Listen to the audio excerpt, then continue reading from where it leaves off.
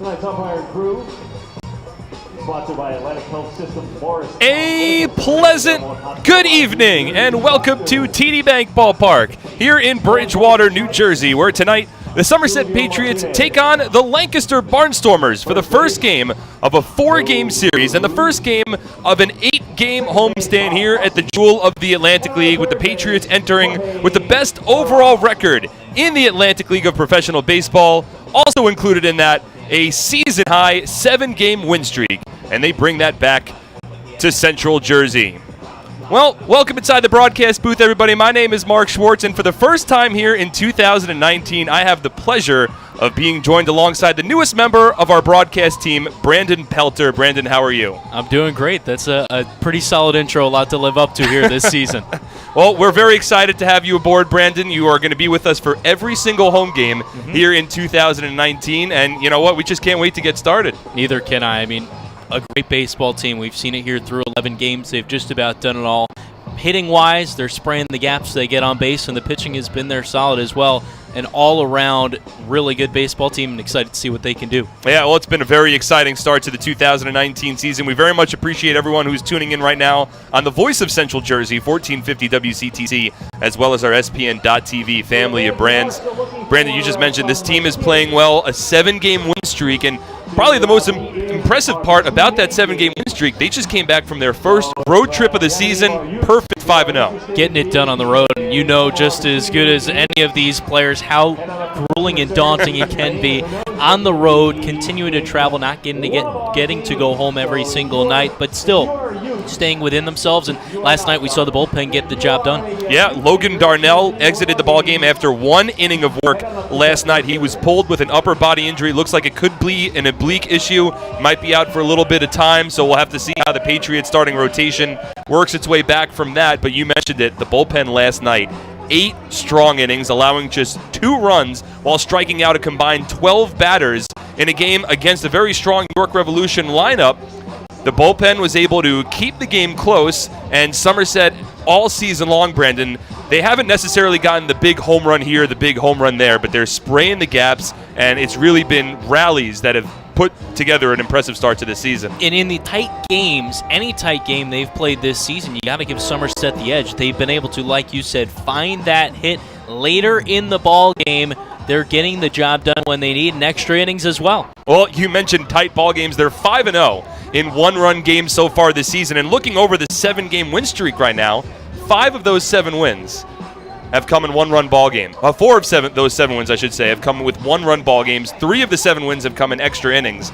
So this is a team that is not only, playing a lot of winning baseball, but they're playing a lot of close games. And I know it's early, and Patriots fans will mention, it's only 2 weeks into the season, and it's too early to scoreboard watch and all that kind of fun stuff.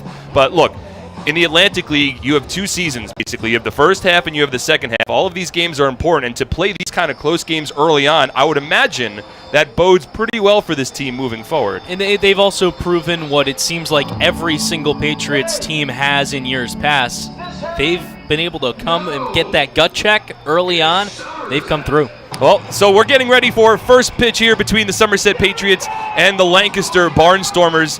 Got an interesting matchup between these two teams. Somerset, of course, entering with a 9-2 record. They're in first place in the Liberty Division, a half game up on the Long Island Ducks. Meanwhile, the Lancaster Barnstormers, on the other hand, they are 4-8. They were just swept at home by the first place Sugarland Skeeters. So these are 2 teams, Brandon, that maybe right now are traveling in 2 separate directions, but it's still early, and there's still a lot of time to find out exactly who this Lancaster team is. Well, this is a Lancaster team that's kind of beaten up as well, missing almost 10 guys, expecting to get a couple in for tomorrow's game here in Bridgewater, New Jersey. They've been beaten up, injury bugs, some visa issues as well.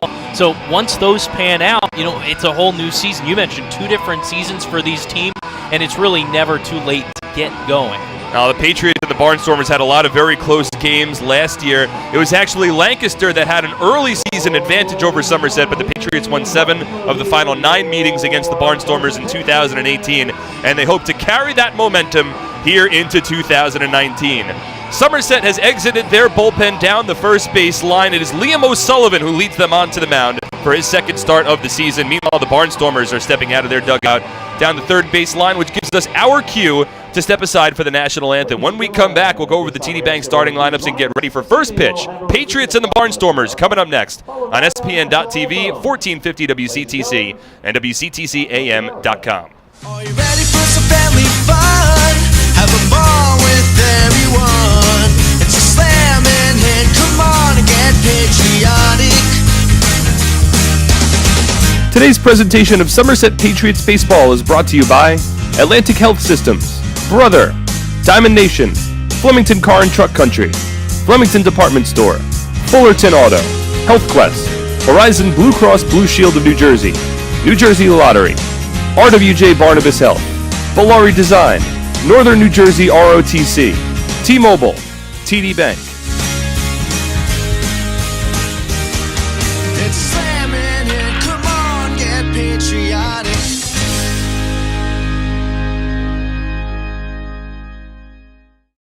At Flemington Car and Truck Country, we've been satisfying customers for over 40 years, providing selection. With 16 manufacturer brands plus over 500 available certified pre-owned vehicles. Convenience. With all our dealerships located on Route 202 and 31 in Flemington. And satisfaction.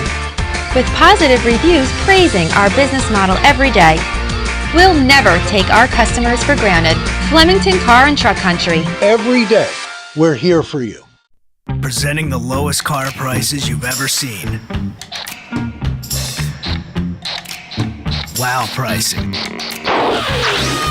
Only on Fullerton.com. It'll blow you away.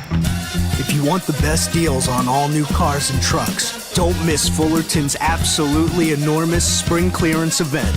Get the lowest prices on our entire new inventory all month long. This month only at Fullerton.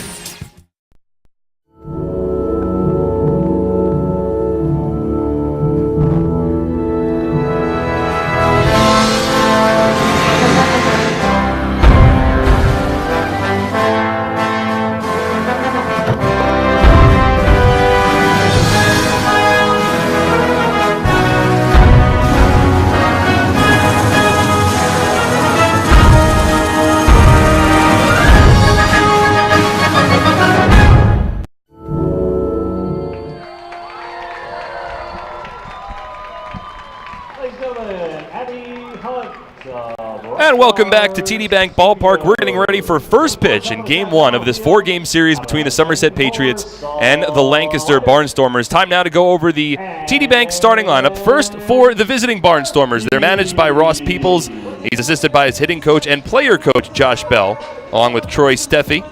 And their pitching coach this year, another player coach in Jonathan Albaladejo.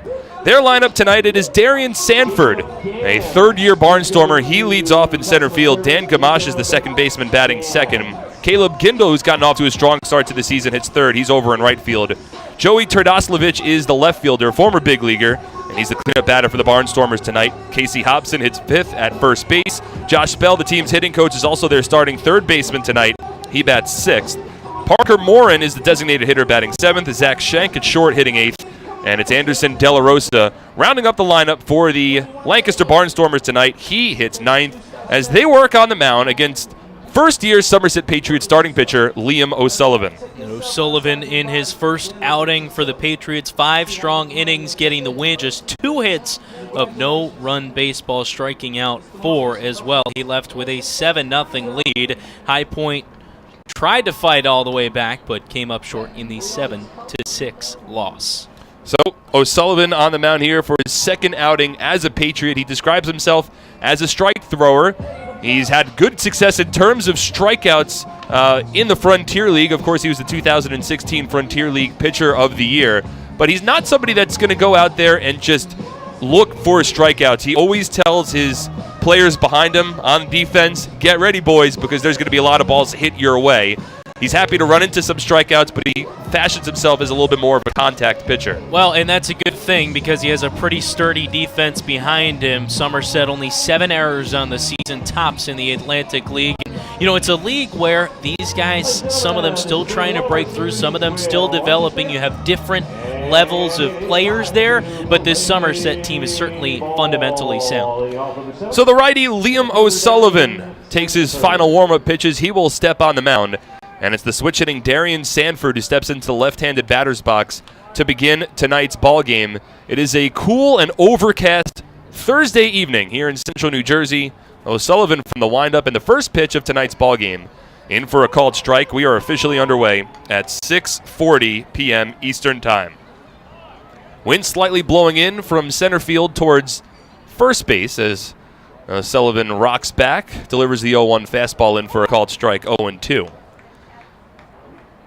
It's Darian Sanford to lead off for the Barnstormers. He has a 146 batting average, which is a bit uncharacteristic for him so far this season. A slap hitter, big-time speedster, and he takes a fastball from O'Sullivan just a bit inside. 1 ball and 2 strikes. Sanford has had a lot of success in the Atlantic League. He has been pretty much known as the most dangerous base runner in this league the last couple of years as he slaps one towards left center field, but it's going to stay in the air long enough for Ramon Flores to jog in, make the catch, and there's the first out of the ball game. That wind gusting straight in towards home plate. As of right now, the hitter's not getting any help at TD Bank Ballpark tonight. So we'll set the defense for the Somerset Patriots tonight in the outfield, moving from left to right. It's Ramon Flores in left, Darby Myers is the center fielder, and Justin Pacioli over and right. Along the infield, Mike Francoso at third, Alfredo Rodriguez at short, Craig Massey at second, Steve Neister gets the start at first, and Yovan Gonzalez behind the plate. Left-handed hitting Dan Gamache steps in, takes a first pitch fastball at the knees for a called strike, 0-1. Somerset rocking their white uniforms, traditional home jerseys tonight. White pants, navy cap, navy brim. The 0-1 here from O'Sullivan. Gamache swings and tops one softly foul down the first base line, 0-2. The Barnstormers in their alternate red road uniforms. It's a red jersey, gray pants, a red cap with a black brim, and then red numbers and lettering with a slight white trim. O'Sullivan from the windup. Here's the 0-2. Taken low and in. 1 ball and 2 strikes. The umpires for tonight's ball game, it's Silvio Martinez calling balls and strikes behind home. Joe Cruz at first, and Jorge Terran is tonight's third base umpire. The 1-2. Gamache takes it inside. 2 balls and 2 strikes. Again, a cold and windy evening here in central New Jersey. Game time temperature, according to my watch, 54 degrees and cloudy skies. The lights are already on here at TD Bank Ballpark. 2-2 on its way from O'Sullivan. Swinging a foul ball, hit softly down the third baseline out of play, and the count holds. Gamache hitting .206 to begin his season with the Barnstormers. No home runs, and 6 runs batted in. Stands in the left-handed batter's box. Waves the two-tone bat over his back left shoulder. 2-2 from O'Sullivan, taken low and in. 3 balls and 2 strikes. O'Sullivan keeping a lot inside here, trying to bust in on the lefty. No score. We're just underway at TD Bank Ballpark. Top of the first inning, 1 out, nobody on. Gamache, the number 2 batter in the Barnstormers lineup. A lineup that brings a lot of power to the table. 3-2 here, a ground ball hit to the right side. It's under the glove of Neister, deflects off of it, rolls past Craig Massey, and finds its way into right field. A 1-out base hit for Dan Gamache, and the first base runner of the ballgame will bring Caleb Gindel to the plate.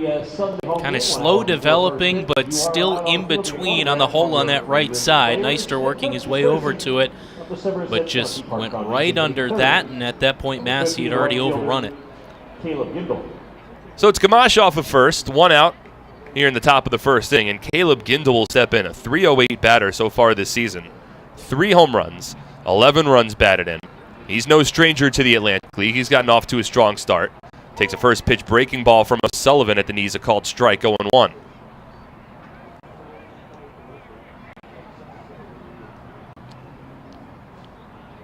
Gindel's 3 home runs tied for the team lead, alongside Joey Turdoslavich, who awaits on deck. This is a Barnstormers lineup that hits a lot of home runs. Now, granted, they play in probably the most hitter-friendly ballpark in the league, as Gindel takes a strike here and moves to 0-2. But still, Brandon, these are 2 teams that sort of offer complete opposite ends of the spectrum when it comes to offense. No question. Somerset with only 3 home runs so far as a team this season. Well, Sullivan ahead in the count against Gindel, 0-2. Here's the pitch. Swinging a pop-up left side of the infield. Underneath it is Alfredo Rodriguez to the edge of the outfield grass. Toes on the infield dirt, makes a two-handed grab above his navy blue brim.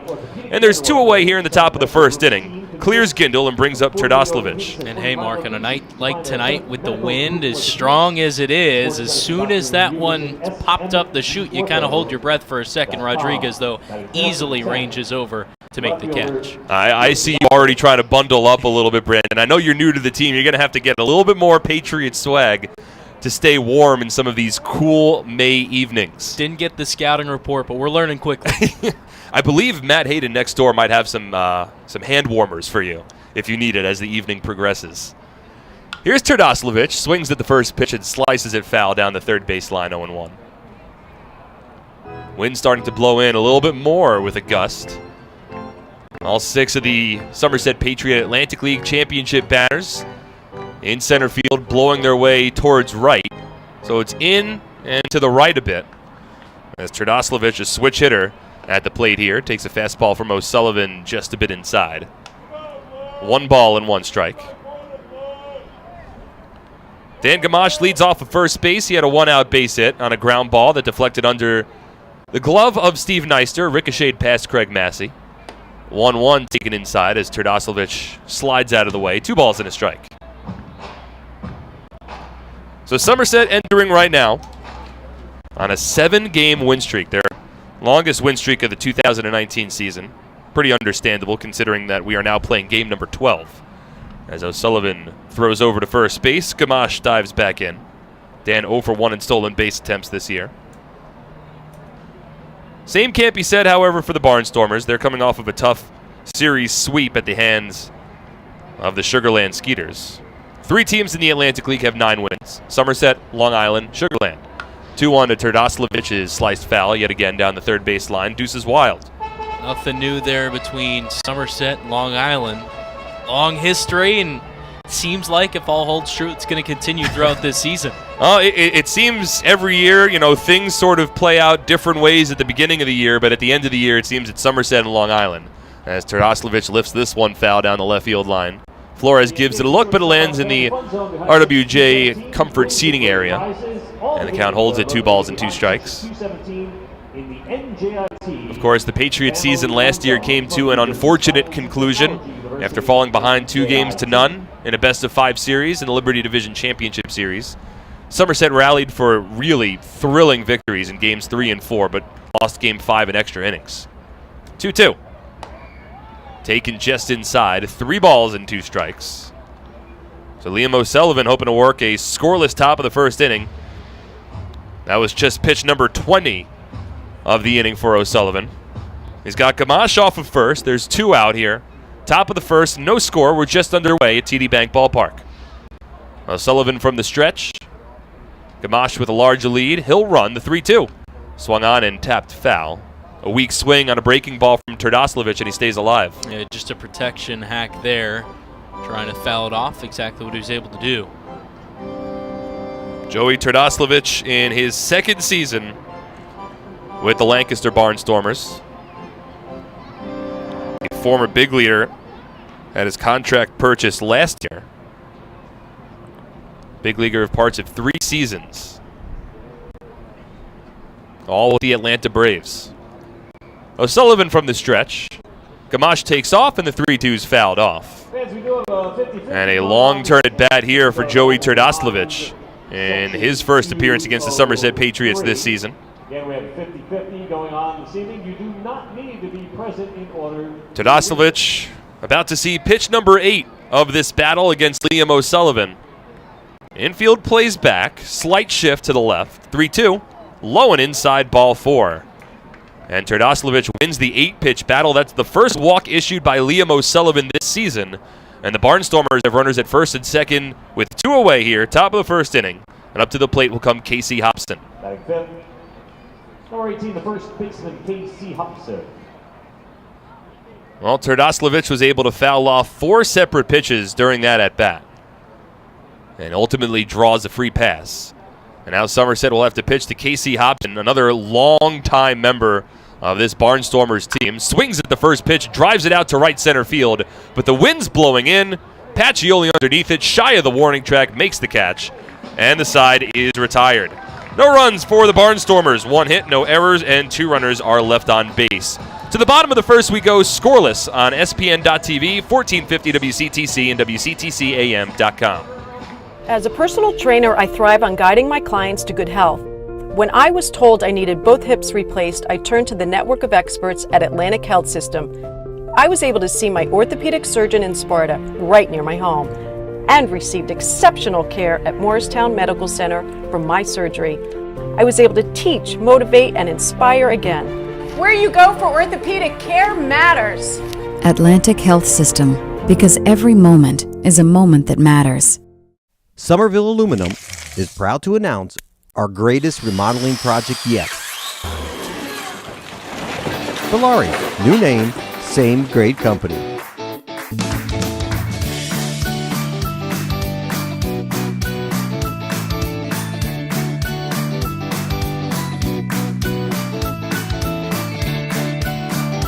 Valari, home remodeling since 1950. Visit ValariNJ.com to learn more today. Book your next massage and facial today. Hand & Stone is open 7 days a week and provides professional spa experience at affordable prices. That's right. But check this out, guys. That is not all, everybody. It's time to keep this thing moving. Check this out, guys. Now it's time to announce our lucky row, in which our New Jersey Lottery lucky row instant game winner is going to get hooked up. And welcome back to TD Bank Ballpark. Bottom of the first inning. Time now for the TD Bank starting lineup for the Somerset Patriots. At TD Bank, expect unexpectedly longer hours that fit your schedule, including weekends. And with 24/7 access through online and mobile banking, you can bank whenever, wherever. TD Bank, unexpectedly human. Member FDIC, TD Bank, NA. Patriots are managed by Brett Jody in his 7th season at the helm. Now just 4 wins shy of 500 in his managerial career. He's assisted by Glenn Barker, John Humpton, Fox Beyer. The athletic trainer is Phil Lee. Tonight, Patriots bring Craig Massey to the leadoff spot. Alfredo Rodriguez hits second. Ramon Flores third. The big change tonight, Ray Navarro back in the lineup. He is the Raritan Building Services cleanup batter of the ballgame. Raritan Building Services, we don't cut corners, we clean them. Navarro also the DH. Darby Myers hits 5th, Pacioli 6th, Francoso 7th, Neister 8th, and Gonzalez 9th. First pitch to Craig Massey, a fastball that misses up and in, as it is Jared Lakin on the mound tonight for the Barnstormers. And Lakin making his 3rd appearance, 2nd start of the season.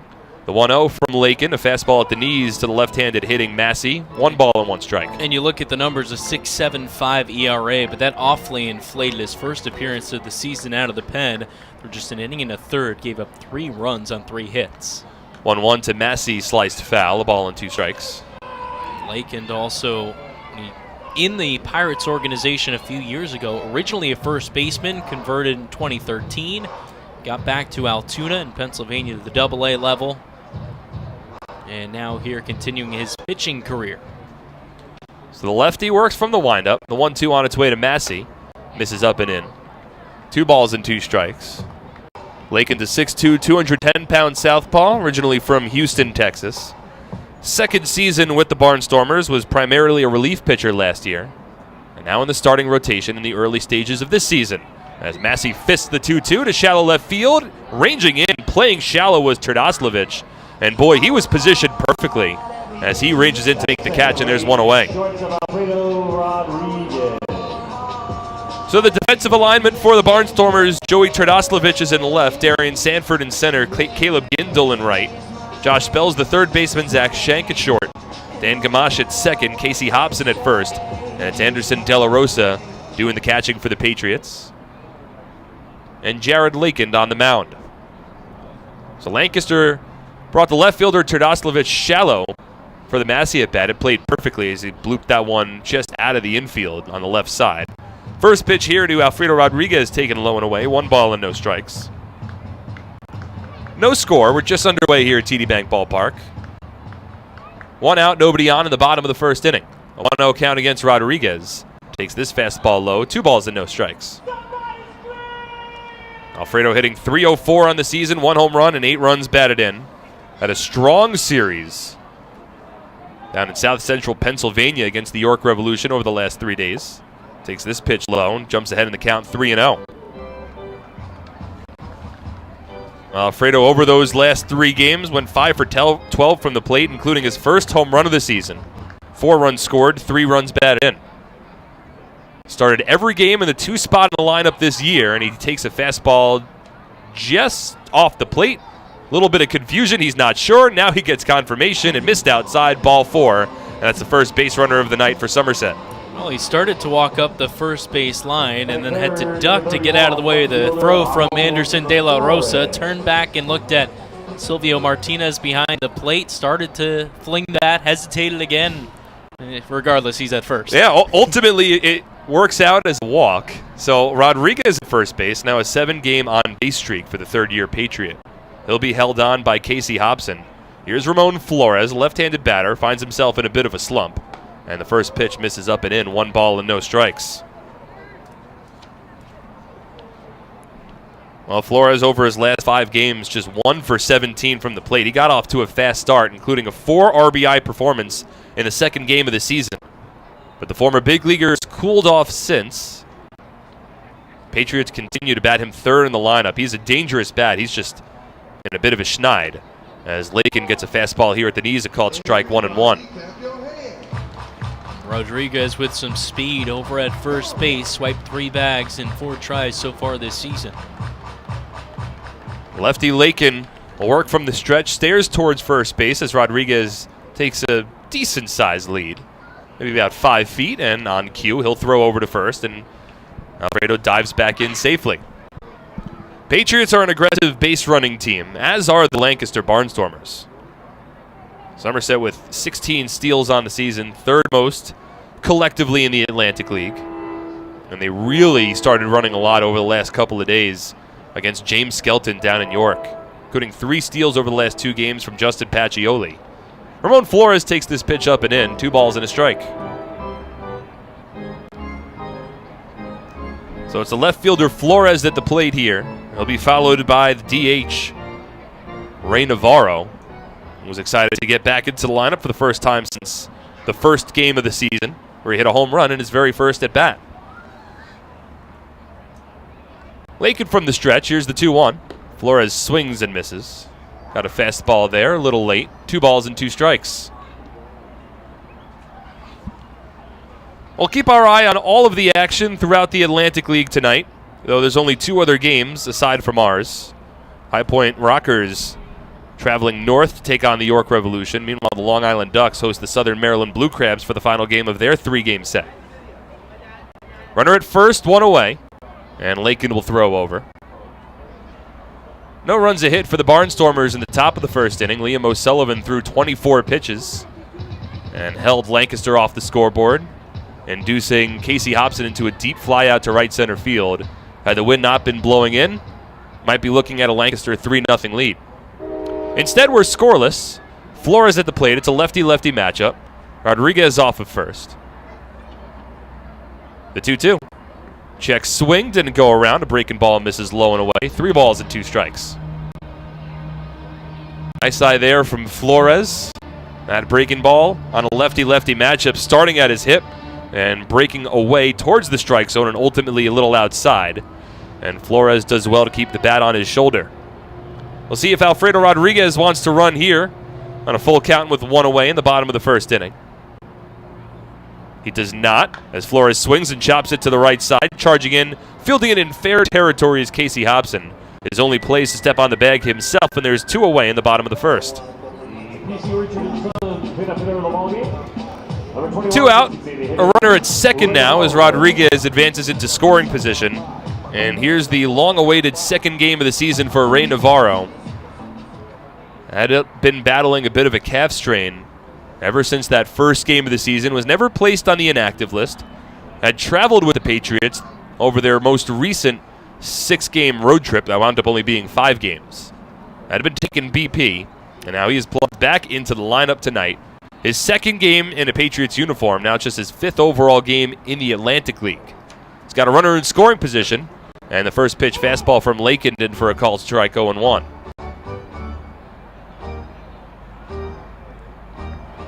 Former Major Leaguer went 1 for 3 in his first game as a Patriot.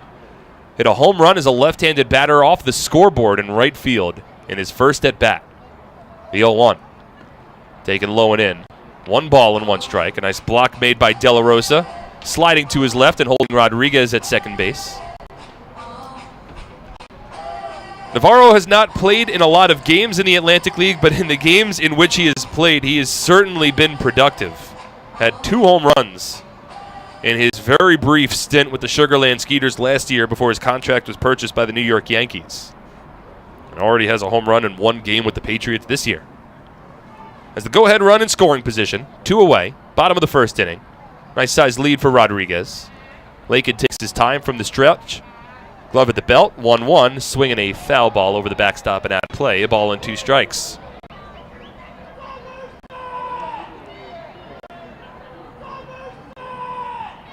Well, the Patriots expecting a big attendance weekend coming up. Have Dancing with the Patriots night tonight, where some dance schools were able to perform on the field before the game. And big 3-game stretch coming up after tonight's ball game. Here's the 1-2. Swing and a miss, strike 3. Navarro sent down on strikes, and that retires the side. No runs for the Patriots, no hits, no errors, and 1 runner is left on base. We're through 1, and we are scoreless on SPN.TV, 1450 WCTC, and WCTCAM.com. It's time to celebrate with a birthday party at a Somerset Patriots game. Introducing our exclusive Domino's All-Star birthday packages for the upcoming season. Got a kid you want to have remember a special birthday for years to come? Well, the Patriots have 3 different kid-specific birthday packages that'll make their next birthday the most memorable one yet. Book a party package and upper box seating, enjoy an all-you-can-eat barbecue buffet in the NJM picnic area, or elevate your party into a fun-themed private suite uniquely designed for kids. Every Patriots party also comes with a crowd rendition of Happy Birthday with the birthday child on the field, a birthday t-shirt, an autographed baseball, and birthday invitations. Contact our group sales department for more information on how to celebrate a birthday in style today.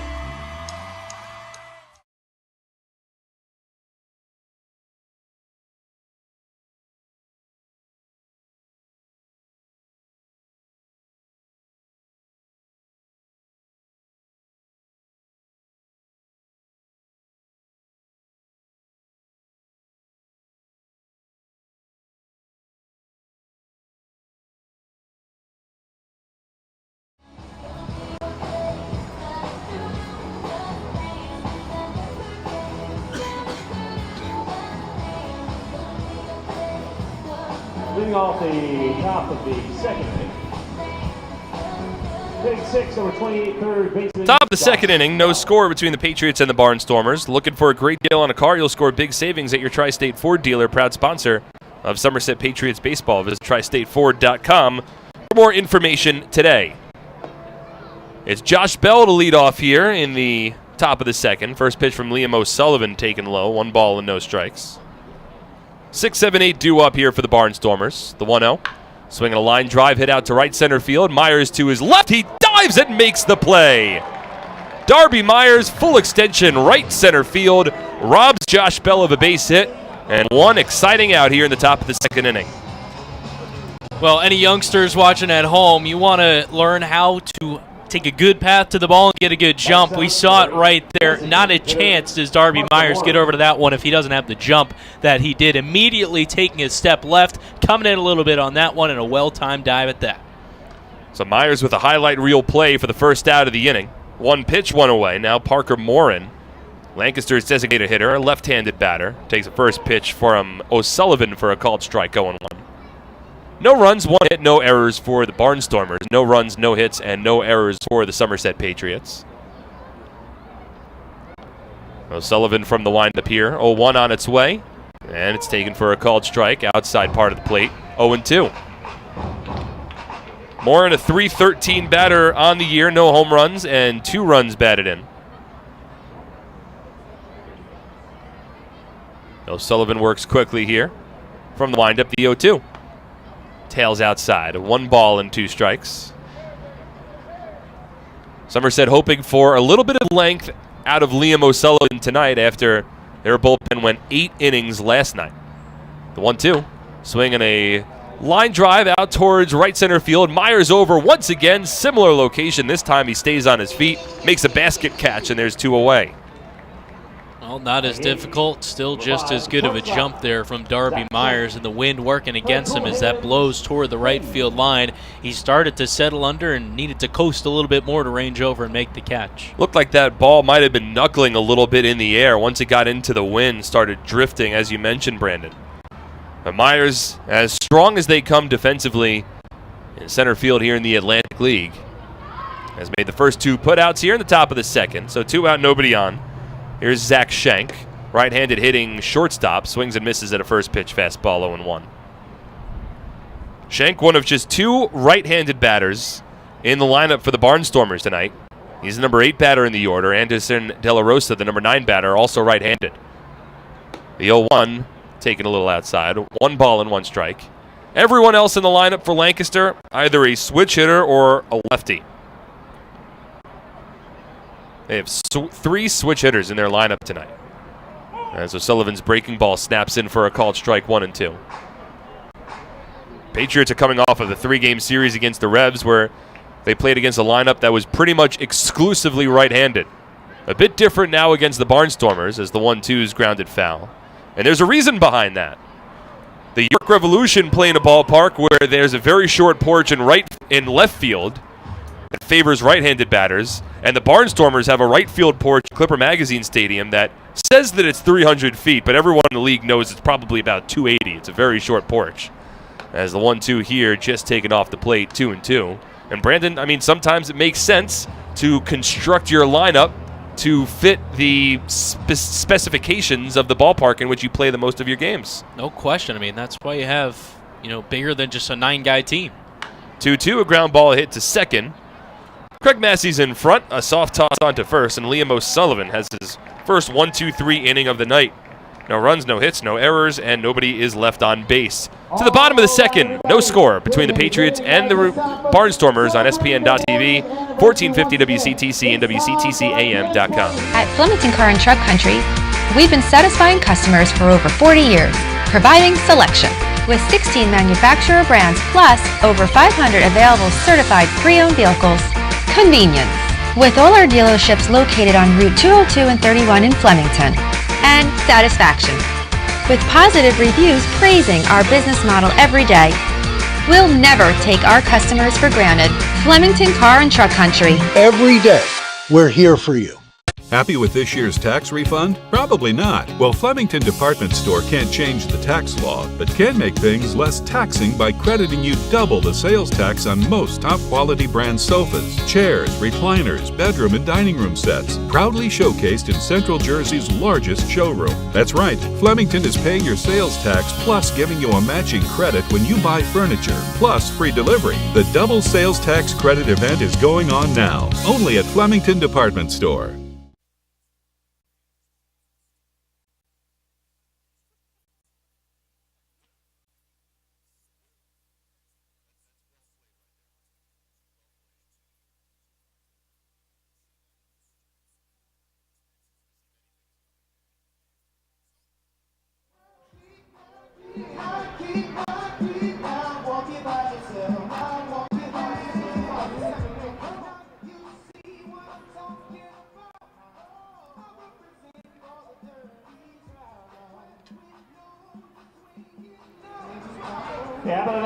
Hey fans, all season long, the Somerset Patriots have teamed up with AARP New Jersey to offer its members discounted tickets to every Sunday home game. Just mention the code Patriots3 and that you're an AARP member to get a 50% ticket discount to every Sunday home game. AARP, real possibilities. Alpine Business Systems is a leading provider of information systems and services. Alpine Business Systems, visit their website at alpinebiz.com, the official IT provider of the Somerset Patriots. Darby Myers to lead off the bottom of the second inning. Squares, taken all the way, pulls the bat back and takes a first pitch fastball from Jared Lakind for a called strike 0-1. My name's Mark Schwartz, joined alongside Brandon Pelter on his first broadcast as a member of the Somerset Patriots team. How you doing, Brandon? Good. We've lost the jitters, seen some nice plays. Darby Myers is at the plate now, made a spectacular one last half inning. 0-1 misses outside, 1 ball and 1 strike. We've got Mike Lawrence running our board back at our WCTC studios down the road in Somerset. It's nice to be in the same state as Mike Lawrence for the first time in about a week since the Patriots returned home from a 6-game road trip. as Myers slices one foul down the first base line, a ball and 2 strikes. Hopefully he's a little warmer than we are right now. It's not too bad here yet, but still mid-50s, some wind gusts. Window is wide open. Well, we're expecting it to stay around this mid to low 50-degree temperature throughout the evening. It's supposed to get warmer tomorrow, back up into the mid-70s, because that's what spring is like here in New Jersey. 1-2 to Myers, fisted on the ground, right side, collected by Hobson, throws to Lakin, who beats the foot race to the first base bag. Not an easy thing to do when Darby Myers is running, but there's one away in the bottom of the second. Good job over there, Lakin, getting off the mound quickly. Because if he hesitates a step or two, as you said, Myers is going to beat him to the bag, and with that, it was bang, bang. So 1 out, nobody on, and here is Justin Pacioli, batting 6th in Somerset lineup tonight. Patch, one of a number of players entering tonight's ballgame with a notable streak. Right now, Justin has reached base in 7 straight games, including a 6-game hit streak. Waves a single-tone black-barreled bat over his right shoulder, swings at the first pitch, and fouls it off to the backstop 0-1. Justin, a .324 batter on the year, no home runs, and 4 runs batted in.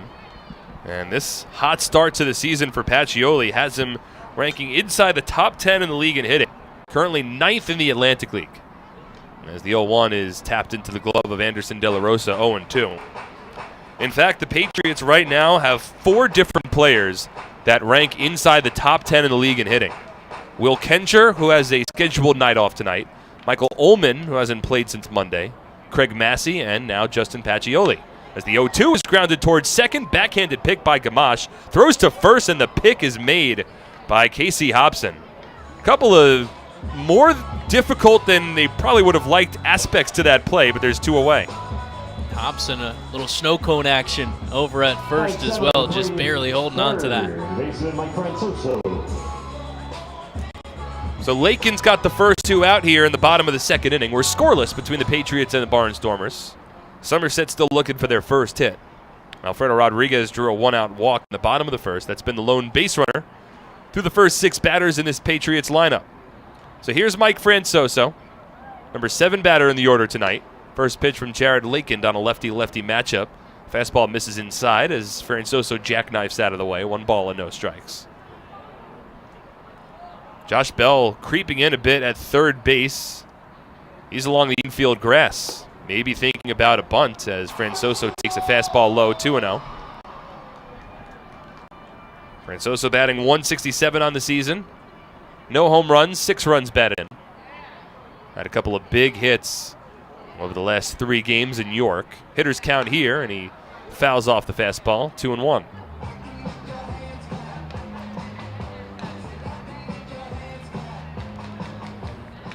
Francoso coming off of a strong 2019 season in which he was tied for 7th in the Atlantic League in games played. And that was playing a variety of different positions.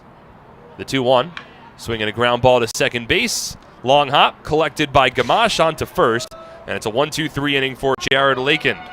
3 ground outs, and we move to the top of the third. Still scoreless on ESPN.TV, 1450 WCTC, and WCTCAM.com. Attention troops, Scout Nights with the Somerset Patriots will be returning to TD Bank Ballpark for the upcoming season on Friday, June 28th, Sunday, July 28th, and Thursday, August 29th. Additionally, our Girl Scout days are set for Sunday, June 30th, and Saturday, September 21st. Troops will have the honor of presenting both their PAX banner along with our nation's colors on the field before the game. A parade around the field will end with the troops lining the infield during the national anthem. Scouts looking to earn badges for presenting the colors and going on a go-see-it outing can fulfill both, all while enjoying America's pastime. Tickets begin at just $8.50 for everyone in the group, with commemorative Scout patches available for just $1.50. Visit SomersetPatriots.com or call 908-252-0700 so you can get involved and have your troop honored at a professional baseball game.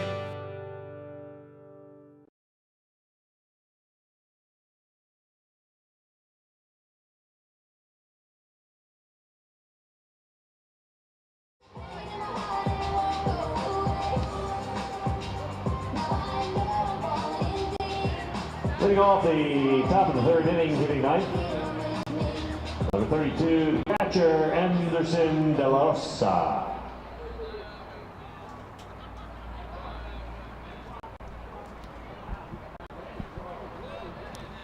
Want to see a home run? Then take advantage of these special offers from Bellari and save $2,000 on new siding or $2,500 on a beautiful new sunroom. Offer expires May 31st. For details, visit BellariNJ.com. And fans, if you need help during the game or have any questions, you can simply text us. Text 908-252-0700 and we'll get back to you. Again, text or call us at 908-252-0700. Liam O'Sullivan back on the mound, his third inning of work. First pitch to the number 9 batter, Anderson De La Rosa, taken low and away, 1-0. It'll be De La Rosa, followed by Darian Sanford and Dan Gamache in the top of the third. We're scoreless here in Game 1 of this 4-game series. De La Rosa takes a strike, 1-1. Anderson has had a lot of success against the Somerset Patriots over his last couple of seasons as a catcher for the Barnstormers. Right-handed batter here against the righty O'Sullivan. Swings and lines one down the left field line. Flores gives chase. It's over, not over his head, but bounces to the left of him. Drops in for a base hit. He cuts it off before the wall. His throw comes towards second. Gets under the glove of Craig Massey and rolls down the first base line into foul territory. And onto second base goes De La Rosa. Well, there'll be an error on the play, likely on the throw from Ramon Flores. We'll get a confirmation. Second hit of the night for the Barnstormers, and for the first time they have a runner in scoring position, nobody out for the top of their order. Well, it turned into going to about as long as single as you could get, and regardless, De La Rosa sees himself at second base. So De La Rosa a little out in front of a breaking ball, pulled it down the left field line, got it to sneak fair. Flores played it on one bounce shy of the warning track, but his throw to second went underneath Craig Massey's glove. And now bunt situation for Darian Sanford. Takes the first pitch upstairs from Liam O'Sullivan. 1 ball and no strikes. Sanford flew out to left field in his first at bat. He's 0 for 1. Again, just a 146 batter entering tonight's ball game. He is as dangerous as they come when he's on the base paths, but he's got to get on the base paths to use his speed. The 1-0 squares and bunts the ball foul in the air towards the backstop. 1 ball and 1 strike. Sanford just 8 for 49 so far this season at the plate. And, I mean, this is a guy that has put up gaudy numbers in the Atlantic League and, you know, across independent baseball as a stolen base threat. The 1-1 squares, bunts it foul down the third base line. Sanford frustrated, and he falls behind in the count 1-2. Especially your leadoff guy. You hope he can get something down. It's been frustrating for everybody on that Lancaster bench, not seeing him put it down in fair territory. So we'll see if he's asked to bunt again here. Just a reminder for the speed that Sanford has, he stole 82 bases last year in over 100 attempts. It's the most stolen bases in the Atlantic League since Somerset's Billy Hall stole over 100 bases back during the 2000 season. Runner off second, nobody out, top of the third. The 1-2, swing and a miss, strike 3. And that is a frustrating at-bat for Darian Sanford. Fails to drop down the bunt, ultimately strikes out, an unproductive at-bat. There's 1 away in the top of the third. We kind of talked about it at the top here of the broadcast, but Liam O'Sullivan nearing 45 pitches. That's just his first strikeout, and 30 of them have been strikes. It's not that he's not hitting the strike zone. Ball's just getting hit into play. Defense is making plays for the most part behind him. So De La Rosa still off of second base. There's 1 away here in the top of the third. We're scoreless. First pitch swinging is Dan Gamache, and he hits it foul down the third base line towards the NJM picnic area down in the left field corner. There's no 1 count.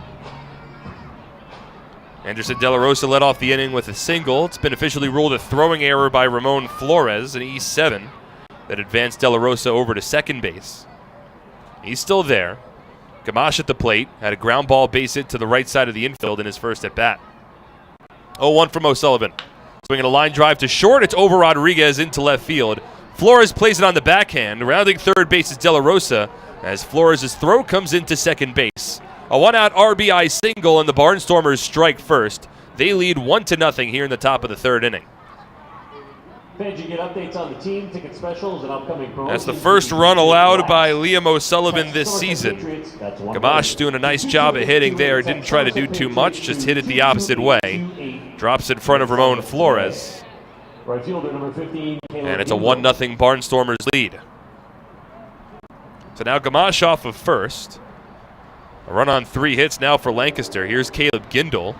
Off to a good start, but popped out to the shortstop Rodriguez in his first at bat. He's 0 for 1. First pitch missed outside. 1 ball and no strikes. Gamache off of first base. He's 0 for 1 in stolen base attempts this year as Gindel swings and chops it foul. First base side. Ball and a strike.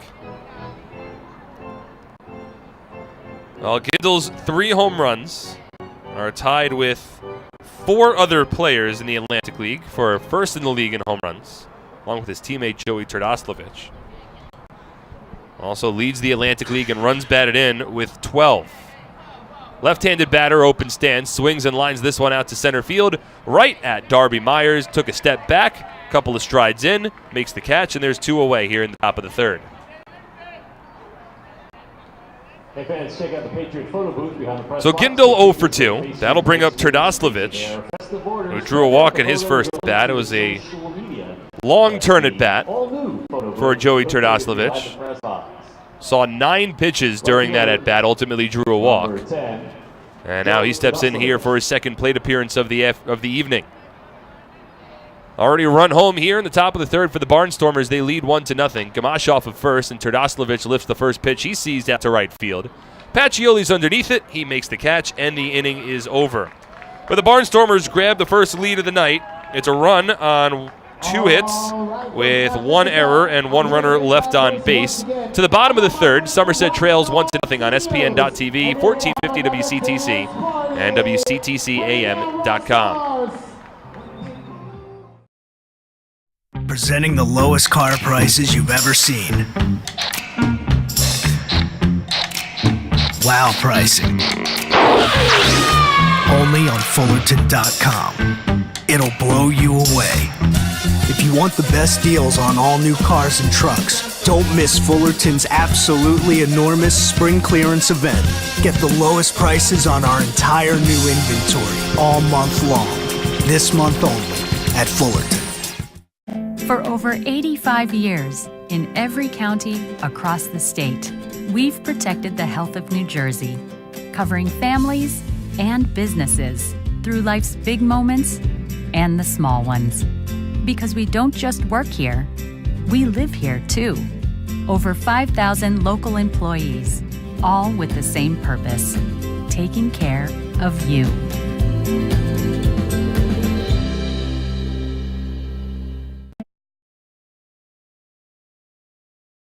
Patriots apparel. You'll find Power Leggings by Boxercraft, Tri-Blend V-neck tees, soft long sleeve V-neck tees, and ladies adjustable caps by Under Armour and OC Taft. Kids, if you think you have the best arm in the ballpark, head up to the Family Fun Zone. Try speed pitch or the strike zone. Show up your arm, win great prizes. Do you or a loved one need help for mental health or addiction illness but don't know where to start? Visit carrierclinic.org and click on the What to Do icon to get the help that you need. Shopping for a new car? Hit a home run with all the great deals available now at your Tri-State Ford dealer, proud sponsor of Somerset Patriots baseball. Visit tristateford.com for more information today. Steve Neister to lead off the bottom of the 3rd inning. Somerset trailing 1-0. Jared Lakin back on the mountain for the Barnstormers. Lefty on righty matchup. First pitch fastball taken low. 1 ball and no strikes. Mark Schwartz alongside Brandon Pelter here on the voice of Central Jersey, 1450 WCTC. The 1-0. Fastball upstairs above the letters. 2 balls and no strikes. Neister hitting 188 so far this season. No home runs and 6 runs batted in. He's had a couple of multi-run RBI games this season. Gets a 2-0 fastball, in for a called strike here, 2-1. It'll be the first baseman Neister, followed by the catcher Gonzalez, and then back to the top of the order with Craig Massey here in the bottom of the 3rd. Somerset still looking for their first hit of the evening. The 2-1. Upstairs, 3 balls and a strike.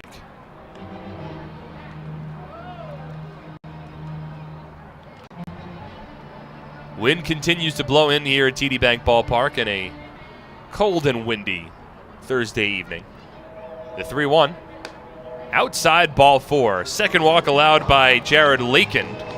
That's been a bit of an issue for him this season, Brandon. I mean, he entered with a 6.75 ERA, and one of the reasons for that, his command has been a bit of an issue so far this year.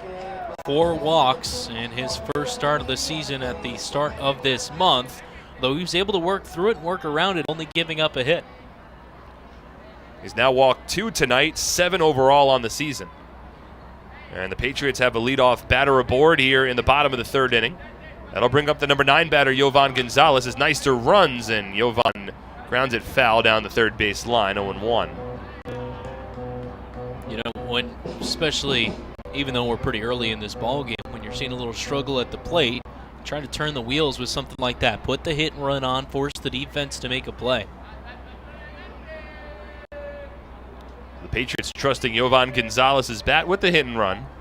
He chops a foul on the first pitch. Neister does have 1 steal on the season. He's 1 for 1. Has long strides as Gonzalez grounds another one foul down the third base line. Patriots hitting coach Glenn Barker tried to make a 2-handed stab at that one. Came up empty-handed as it rolls down into the left field corner. So an 0-2 count with runner at first and nobody out in the bottom of the 3rd. Patriots trailing 1-0. Yovan hitting .240 on the season, no home runs, 2 runs batted in. Soft lead at first for Neister. Lakin from the belt, the 0-2. Swing and a miss, strike 3. Back-to-back foul balls from Gonzalez, and then Lakin beats him. Looked like either a hard cutter or a hard slider low and into the right-handed batter, and there's 1 away. Second baseman, number 25, Craig Massey. That's the second strikeout of the night for Jared Lakin. And that'll bring us back to the top of the order. It'll be Craig Massey. Blooped out to shallow left field in his first at-bat. And once again, the Barnstormers are going to play him in a similar fashion. Their outfield as Turdoslavich shaded well towards the left field line. Playing Massey to slap it down the line as the first pitch here, fastball just at the knees, a called strike, 0-1. That left center field gap absolutely wide open for Craig Massey. Turdoslavich down the line. Darian Sanford covers a lot of ground at center. He's a very athletic base defender. There's also some space down the right field line for Massey. I don't think they really expect him to pull the ball much here. Lakin throws over to first, and Neister back standing. I mean, even the right fielder, Caleb Gindel, he's shaded almost towards the edge of the right field scoreboard. A little bit closer to right center field. There's some space down the right field line. The 0-1. Breaking ball stays upstairs. 1 ball and 1 strike. Craig hitting .333 on the year entering tonight's ball game. He went 3 for 5 last night, including an RBI single in the top of the 7th inning off of Robert Carson, which at the time tied up the ball game at 2 apiece. He has a runner at first here, and the 1-1 taken low. 2 balls and 1 strike. Massey, another player that really exemplifies the mindset of this Patriots team this year. He's a barrel to the ball kind of guy, but he's not really one to swing for the fences. That's why the Barnstormers are playing him to slap towards left field. Just a gritty player. He's had a lot of success in the Atlantic League as he fouls off the 2-1 offering from Lakin. 2 balls and 2 strikes. Then again, Massey has really performed in every stop of his professional career. He began his career in the Pecos League, where he hit over 400, and then a 3-time All-Star in the Frontier League. Came over to the Atlantic League last year and was an All-Star snub, despite ranking among league leaders in batting at the time of the All-Star game. Ultimately led the league in hitting. 2-2 now, swinging a soft line drive into right center field. It drops in for a base hit. Neister holds at second. That's the first hit of the night for the Patriots. Craig Massey gets aboard. Now runners at first and second with 1 away for Alfredo Rodriguez. Just busting him inside on the hands, but fighting it off and finding the spot of the field where those Barnstormers defenders were not. So an opportunity here for Somerset to answer Somerset. Lancaster's running the top of the third. Shortstop, number 8, Alfredo Rodriguez. Barnstormers got it on an RBI single from Dan Gamache. Now the Patriots have an opportunity with runners at first and second, one away. Here's Alfredo Rodriguez. Rodriguez drew a walk in his first at bat. Right-handed batter against the lefty Lakin. 2 on, 1 away. First pitch. And Rodriguez takes it a little up and in. 1 ball and no strikes. Lakin threw a 4-pitch walk to Rodriguez in his first at bat. And Alfredo has certainly shown a propensity early in this season to attack early in the count. Did it a number of times over the last series. A little bit more patient tonight. The 1-0. Swing and a miss out in front of a breaking ball.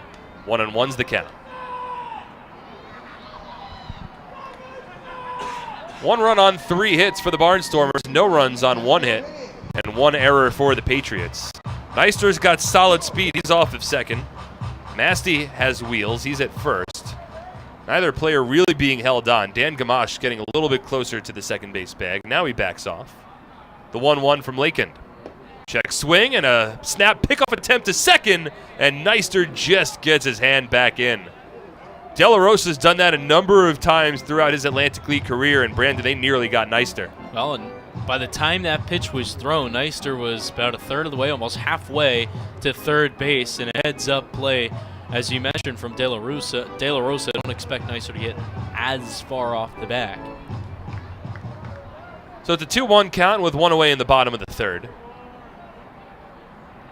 Josh Bell playing in at third base, middle infield at double play depth. The 2-1 from Lakin. Fastball taken, called strike, 2-2. That call draws the ire of some of the Patriots fans in attendance. Lakin did his 3rd inning on the mound. Again, he was a relief pitcher for the Barnstormers last year and still hasn't been stretched out too much as a starting pitcher this year. See how much length he can give the Barnstormers tonight. The 2-2. Swing and a miss, strike 3. Breaking ball there, got Rodriguez in front. That's a big strikeout there for Lakin. And there's 2 away now in the bottom of the third. Left fielder number 31, Ramon Flores. Able to use a different out pitch. We saw with Gonzalez a pitch diving in toward on that inner third of the plate there with a breaking ball. Rodriguez not able to lay off. So now Ramon Flores grounded out to first base in his first at bat. He's 0 for 1. Still looking to break out of a slump. Here's a good opportunity for him, though he has a difficult lefty-on-lefty matchup. First pitch from Lakin. Flores takes a fastball a little outside. 1 ball and no strikes. Ramon was 0 for 4 last night, though he did have the eventual game-winning RBI fielder's choice, a ground ball to second base that came in the top of the 7th inning.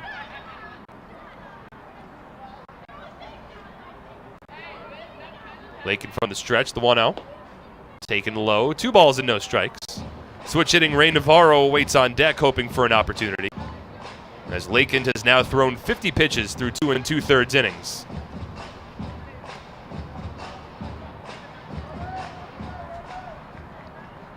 Had a 4-inning effort against the Long Island Ducks back on May 1st. That's his longest effort of the season. Got 2 on, 2 out, and a 2-0 hole against Ramon Flores. The pitch. Fastball taken low, 3 balls and no strikes. Now, Brandon, if you're Ramon Flores here, you've been struggling a bit as of late. You know you've got a hitter's count with 2 on. Do you take the green light here, or are you taking all the way and setting up an opportunity for Navarro on deck? I think this early in the ball game, your team down, you're dead red all the way. Here's the 3-0. He takes, and it's a fastball for a called strike, 3-1. Now this is where, for Ramon Flores, you want to pick your spot. You get it there, you're gripping and ripping it. He's got Neister off of second, Massey off of first. The infield plays back. The outfield relatively straight up, though there's some space in left center. The 3-1. Swinging a fly ball hit out to left. Hrdoslavich stepped in, now races back. It's over his head and falls near the warning track. That'll score Neister from second base, and over to second with a 2-out RBI double is Ramon Flores. He's tied up this ball game at 1 in the bottom of the third. Well, probably not how Somerset drew that one up, but doesn't matter. Ball drops in. Now runners on second and third, a tie ball game. And for the Patriots, you'll take it any way you can. I think Turdoslavich was fooled a bit there. His first couple of steps in, Brandon, were in, and then he realized his mistakes, started sprinting back towards the foul pole, and by the time the ball got to him, it was over his head. Well, and it's down the lines, not a huge ballpark, going down the left field line, just 317, but you didn't hear a nice pop off the bat, and you saw the step in there. Now the first pitch to Ray Navarro, taken outside, 1 ball and no strikes. Flores clearly didn't fully square that one up. So you're making that quick read, trying to come in on that ball. You know the wind is blowing in as well. So it's Massey off of third, Flores off of second. The Patriots have tied the game here in the third. Now an opportunity to take the lead should Navarro come through. The 1-0. Outside, 2 balls and no strikes. And now Lakin's command starting to eschew him a bit. He's already walked a batter in the inning. He also fell behind Flores 3-0, and then Ramon was able to take advantage of a 3-1 fastball. Now Navarro's ahead in the count 2-0 with first base open. Pitch. Swinging a line drive to left field. Turdoslavich in, goes back, and it's over his head again. And it's going to roll to the left field fence. That'll play to pair as Navarro jogs his way into second base with a 2-run double. 3 2-out runs here for the Patriots at the bottom of the third, and they lead 3-1. That ball absolutely tagged from Ray Navarro. And as an outfielder, the hardest play to make is an atom ball. Something right at you. Again, Turdoslavich takes a step or two in when he needed to take a couple steps back, and that liner goes right over his head, but absolutely smoked to left field. Now that's the fourth, I should say the second and third runs batted in of Ray Navarro's Somerset Patriots career. And Turdoslavich getting exposed a bit in left field as Darby Myers attacks the first pitch from Lakin. Swings and misses 0-1. Turdoslavich has the big bat. And so you think this Lancaster team can kind of hide him somewhere, but as you said, Somerset's finding him here in this third inning. 2 misplayed fly balls to left field as Myers takes this one off the plate 1-1. As instead of ending the inning for the Barnstormers, giving the Patriots 3 runs. It's a 3-1 Somerset lead. And it's Turdoslavich in left field. He primarily played first base for the Barnstormers last year. The 1-1. Myers taps it foul. A ball and 2 strikes. Overall, Turdoslavich played 40 games with the Barnstormers last season. 39 of those 40 games, he was the team's starting first baseman. So you mentioned it, Brandon. You know, he's got a big bat. He's a former big leaguer with the Braves. You tried to find a spot for him in the lineup with Casey Hobson over at first, and right now he's, you know, sometimes when you're playing a little out of position in baseball, the ball has a tendency to find you. It has here in the third, as Myers takes this pitch low from Lakin, 2 balls and 2 strikes. Well, and especially after the first miscue, now you're kind of thinking about it, doubt creeping into your mind, and then, you know, the second ball hit at him from Navarro, an even tougher play. Now it's Navarro off of second, and a 2-2 count to Darby Myers, a right-handed batter. Here's the pitch from Lakin. Fastball called strike 3, and the side is retired, but not before the Patriots. They played 3 runs on 3 hits, no errors, and 1 runner left on base. 3-1 Somerset. We move to the 4th on SPN.TV, 1450 WCTC and WCTCAM.com. 2, 3, nailed it! Now let's go play some Quick Draw. Quick Draw! Nothing beats the draw of Quick Draw, the game with over 40,000 daily winners. Find a place and bring your people.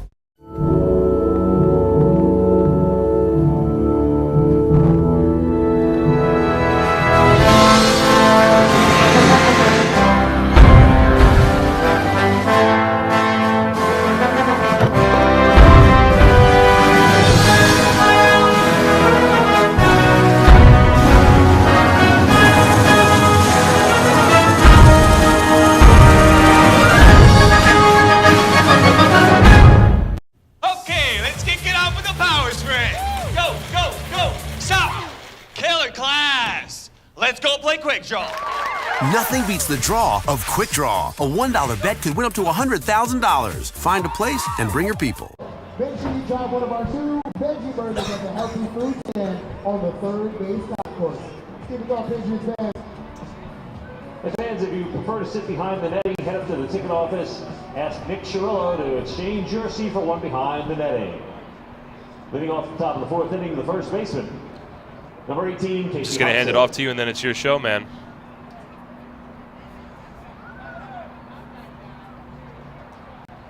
Top of the fourth inning from TD Bank Ballpark. Patriots in front 3-1. And to carry you on the play-by-play for the next 3 innings, take it away, Brandon Pelter.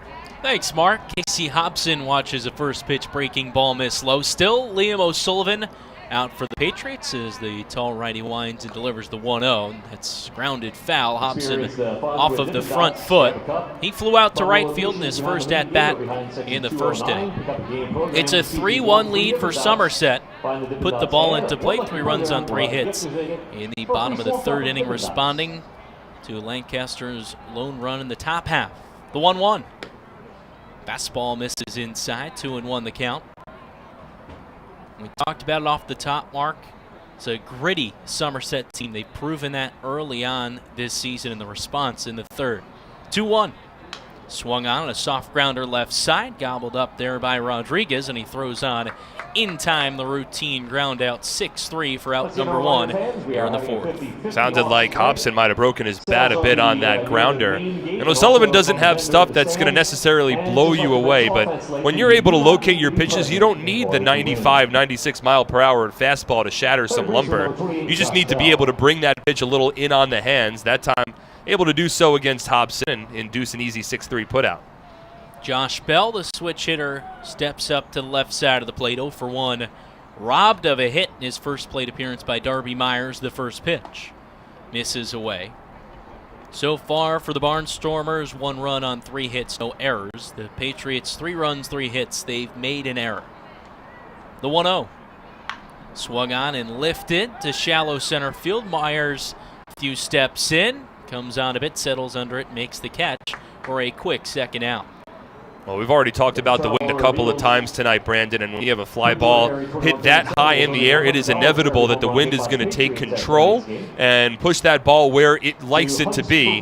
But Myers did a very nice job. He got to his general area pretty quickly, camped underneath it, and was able to follow the ball against a gray overcast sky to make the catch for the second out of the inning. Parker Moore now up with 2 men out in the top of the fourth. Patriots with a 3-1 lead, and here's the first pitch. Called a strike on the outer third. Moore playing in just his 6th game. This game number 13 for the Barnstormers. 4-8 so far this season. A bit of a struggle, but without 9 players to start. The 0-1. Swung on and lined to center field. Myers back to his left, and he makes the catch to retire the side. O'Sullivan sets down the Barnstormers in order for the second time tonight. Patriots take a 3-1 lead to the home half of the fourth. You're listening to Patriots Baseball at ESPN.TV, 1450 WCTC and WCTCAN.com. Attention New Jersey camps, it's time to start thinking about your summer schedule and field trips for your campers. The Somerset Patriots camp days have returned for the upcoming season. Head over to TD Bank Ballpark in Bridgewater to check out top-notch baseball for the best price in town. The 2019 camp dates are officially set for Thursday, July 18th, Wednesday, July 31st, and Wednesday, August 14th. The Patriots are welcoming camps with groups of all sizes to come out to the ballpark to enjoy America's favorite pastime. Each game begins at 11:05 a.m. and tickets start at just $8. There are also lunch options available for just $5. In addition, each camp in attendance will be welcomed with a public address announcement and a scoreboard announcement during the game. Camps can also take advantage of our on-field programs throughout the game based on availability. So book now to ensure a memorable baseball-filled, fun-in-the-sun trip for your camp today. Give us a call at 908-252-0700 or visit SomersetPatriots.com to lock down your camp's perfect summer trip.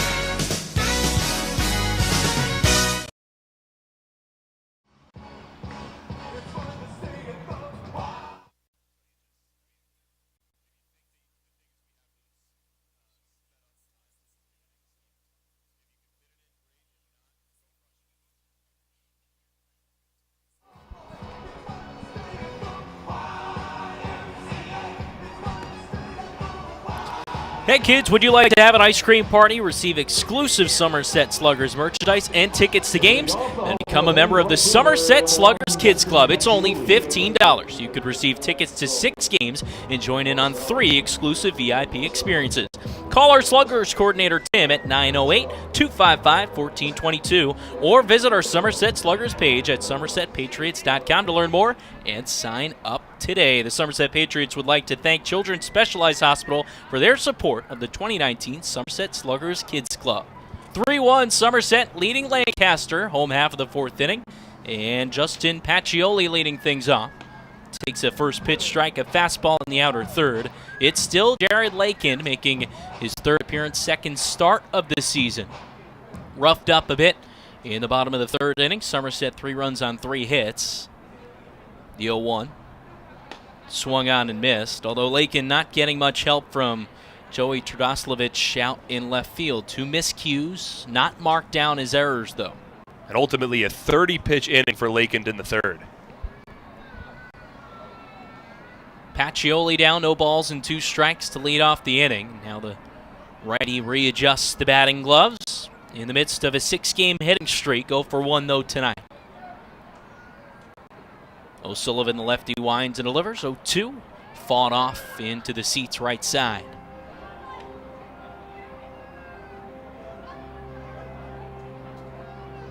Game of Thrones music playing throughout the stadium. A favorite of yours? Yes, a favorite of many here. No spoilers. I don't know how you're living in a world where you watch the show and you're not up to date. 0-2. Misses up and away. Another fastball around the eyes of Pacioli. It's tough, but as you know, time is hard to come by. Yes, but for the Game of Thrones, you make time. How deep are you into the catalog? About season 4. Oh, man. Yeah, long way to go. Oh, you have so much to learn. 1-2 from the lefty Lakin. Swung on and dribbled up the 3rd base side, foul. Well, I'll ask our boss, Mark Rusinoff, tomorrow if I can take an hour or 2 out of the day. Good luck with that. To try and catch up on Thrones, and we'll see what he has to say. Do you avoid social media at this stage to avoid spoilers? I mean, I would imagine it's very difficult for you to not see anything. It's more difficult when you're in these different groups of people sending back and forth all these different GIFs, memes of things happening. The 1-2 misses just a hair off the plate. And the count even 2 balls, 2 strikes, no outs here in the home half of the 4th. It's Justin Pacioli at the plate. It's difficult. Yeah. Things are spoiled. The thing is, you go on Twitter during Game of Thrones, and nobody's reserving any spoilers. I mean, they're throwing them out there instantaneously.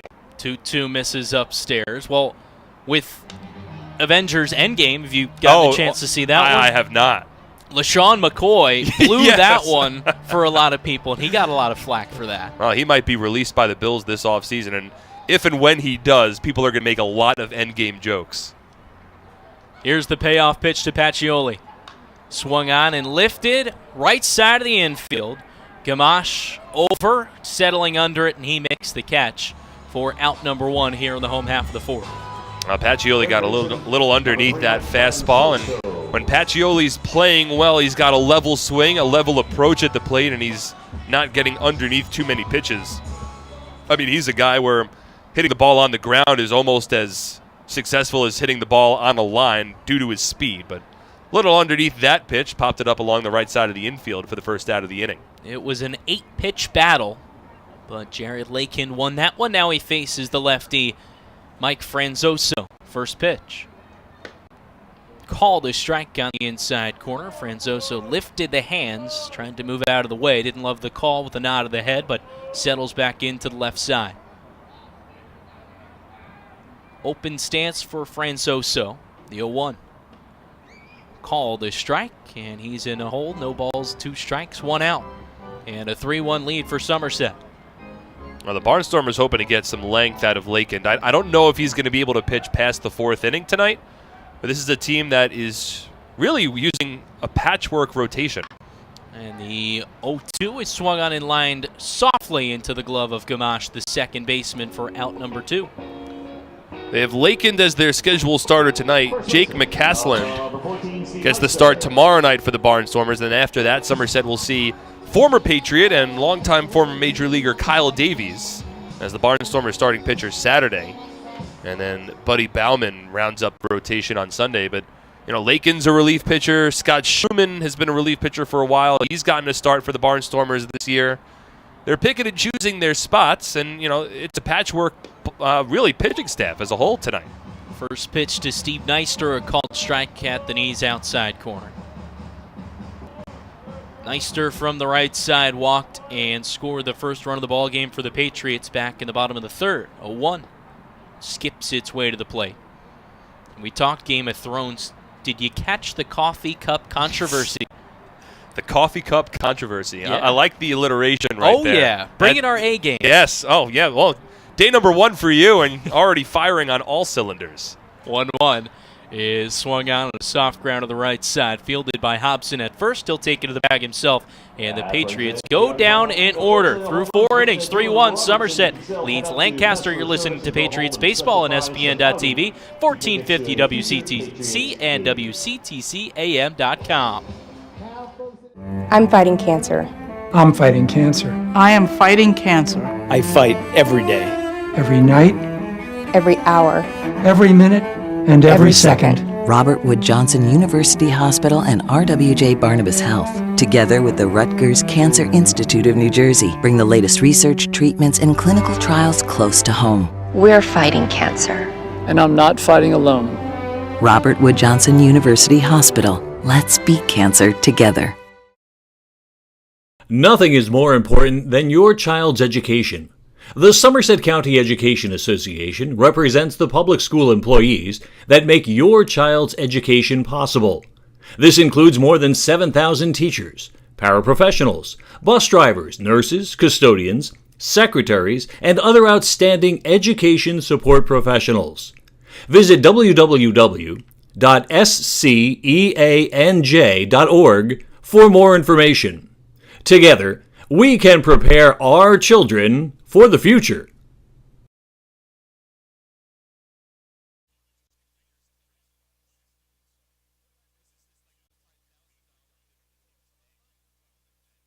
Off menu. Some fresh roasted almonds, pecans, and cashews. Wash it down with one of our craft beers at the Premium Sausage Cart. Try all the new items at TD Bank Ballpark. Leading off. 8-9-1 due up for the Barnstormers here. Top of the 5th inning, 3-1 Somerset leads.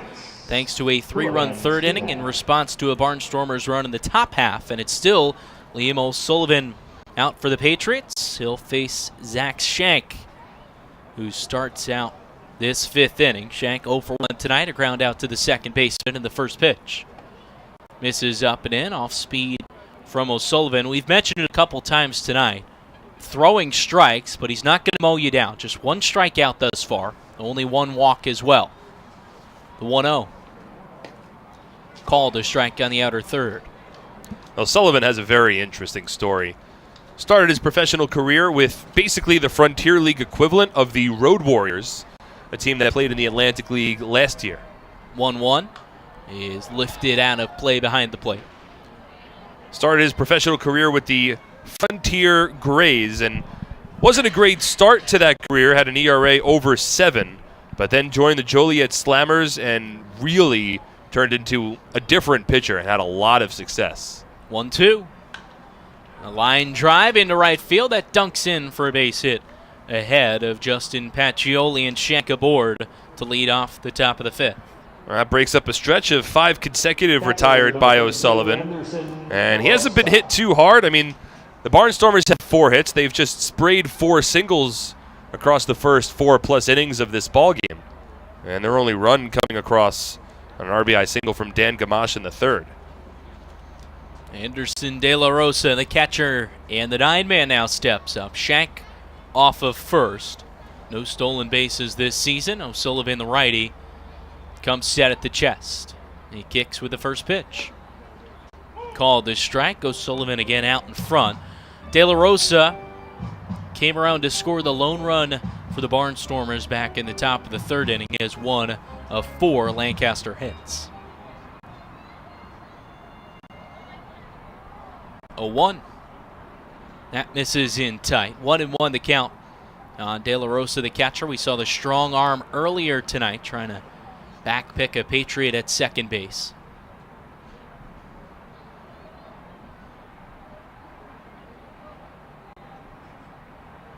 O'Sullivan sets.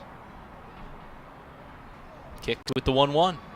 Swung on and driven in the air to center field. Myers, a few steps back, makes the catch. Or out number one. Didn't have to go very far for that one. He's had a couple of tougher plays than that one. De La Rosa now 1 for 2. But, for O'Sullivan, he's playing this season with a chip on his shoulder. The Patriots have brought over a number of Frontier League All-Stars, as they do most seasons. O'Sullivan's big claim to fame was the 2016 Frontier League Pitcher of the Year. Battled injuries at the end of that 2016 season, missed all of 2017, and bounced back with a strong year last year, but he aged out of the Frontier League. Now here in the Atlantic League, trying to make a name for himself. Sanford bunts that one up the first base side. O'Sullivan off the mound and makes the play. Only one he has at first. Sanford trying to pull that one along with him. Wanted most likely to have it along that first base line.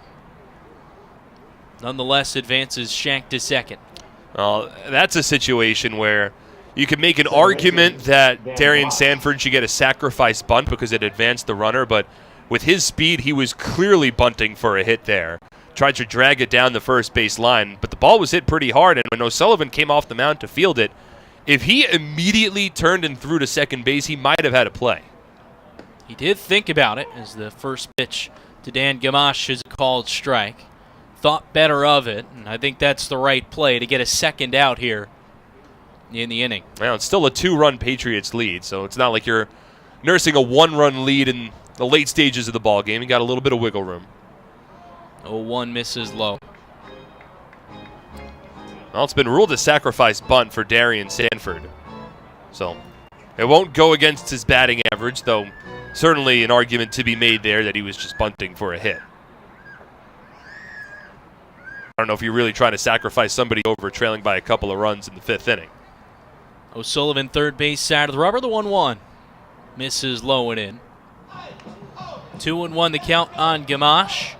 Team high 8 runs scored this season.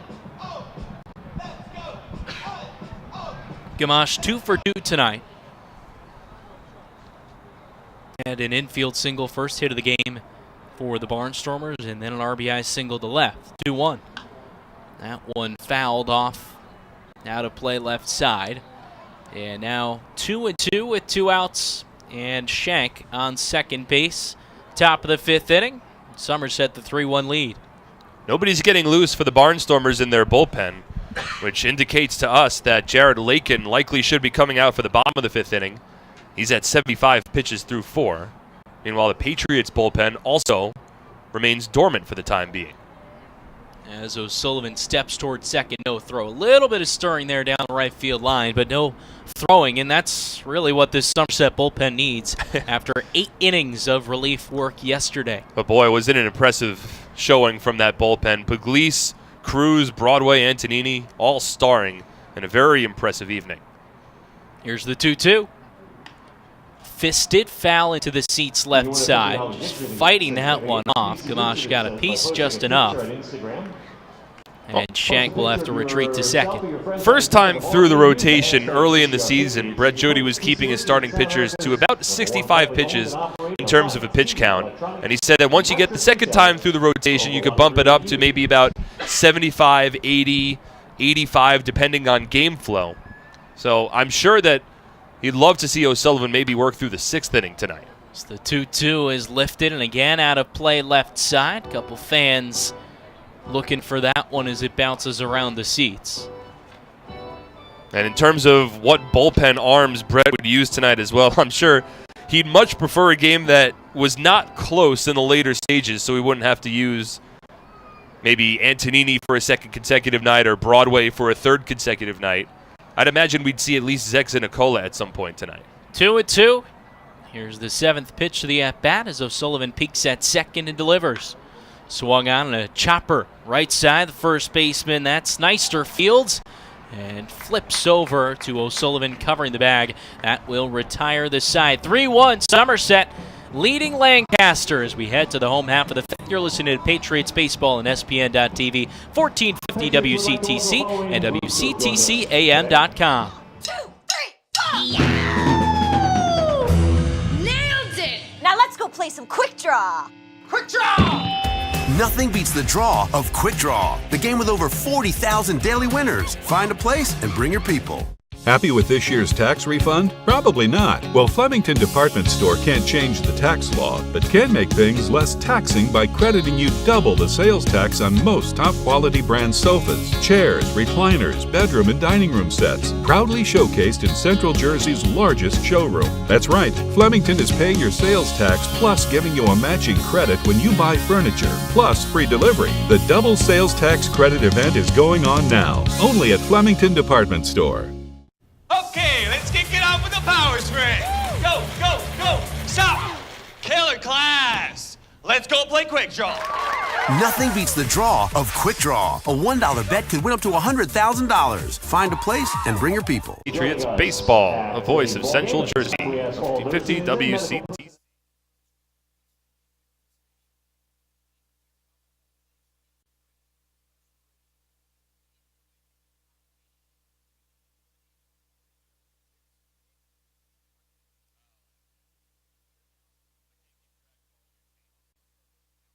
For our Nurses Appreciation Week.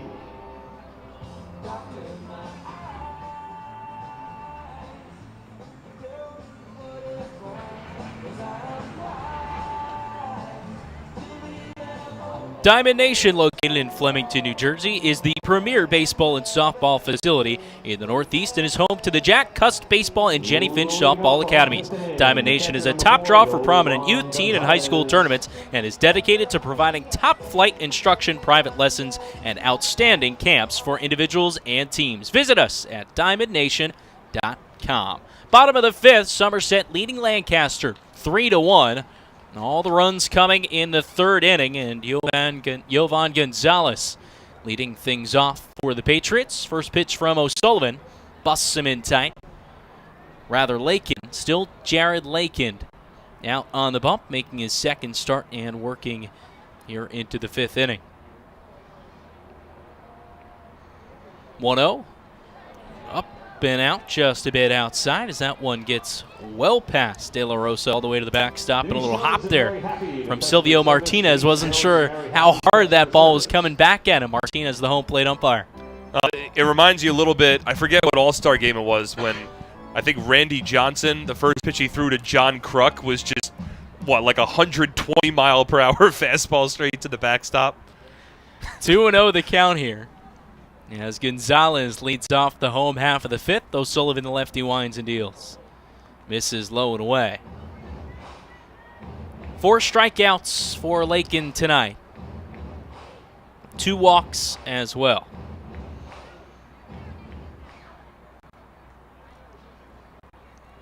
Lakin with the 3-0. Called strike. Gonzalez dead red all the way. He struck out swinging back in the third inning. Jovan's been getting the lion's share of playing time at the catcher position this season in what was expected to be a timeshare with Michael Ullman.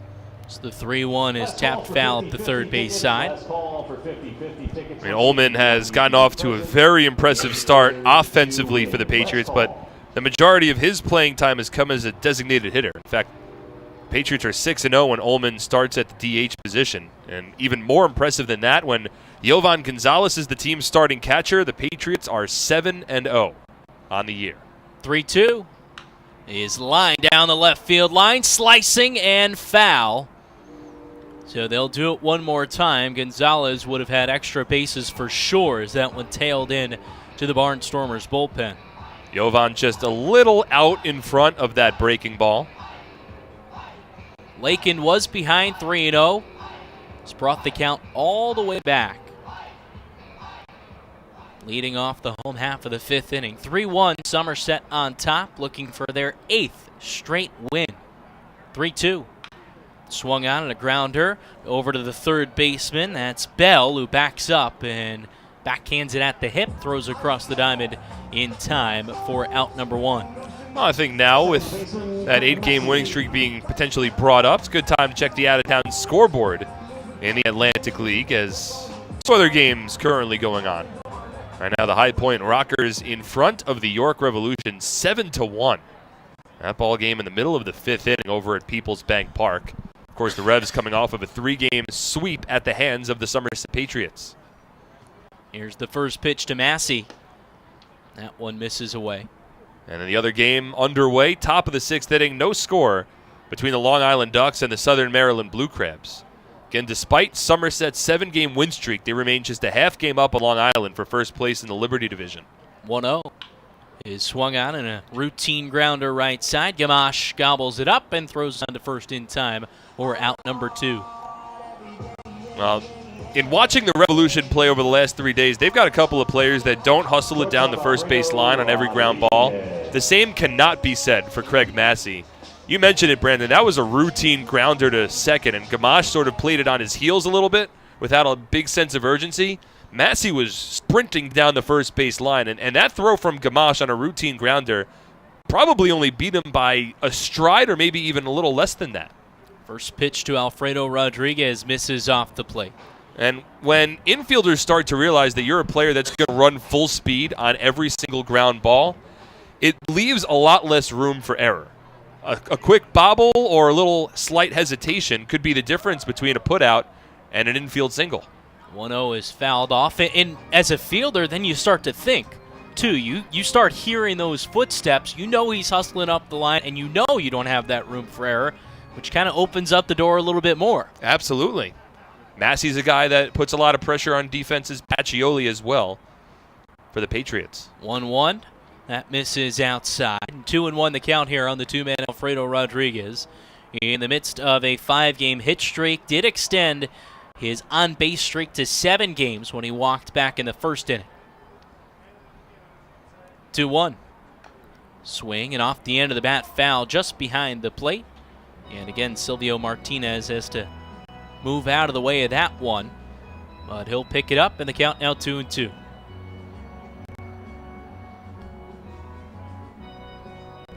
Just past the 8 o'clock hour here in Bridgewater, New Jersey. TD Bank Ballpark. Wind continues to blow in, although it's tapered off a bit. Now it's turned into a nice evening for baseball. The 2-2 from Lakin is swung on and driven in the air down the right field line, and that out of the ballpark on the right field side. Still cold over there? Doing okay. Yeah? Doing all right. All it's right. about the adjustments. All about the adjustments. I can run downstairs and get you some hot chocolate if you'd like. 2-2. Misses low and away. Might take you up on that one in a couple innings. But, you know, it's not like I'm coming from sunny 75 Florida. State College, Pennsylvania, pretty similar weather. So the count full here, 3-2 on Alfredo Rodriguez. Lakin winds and delivers. Called strike 3, paints the outside corner, and Rodriguez down looking. Patriots go down in order here in the 5th, but they lead the Barnstormers 3-1 as we head to the 6th. You're listening to Patriots Baseball on SPN.TV, 1450 WCTC and WCTCAM.com.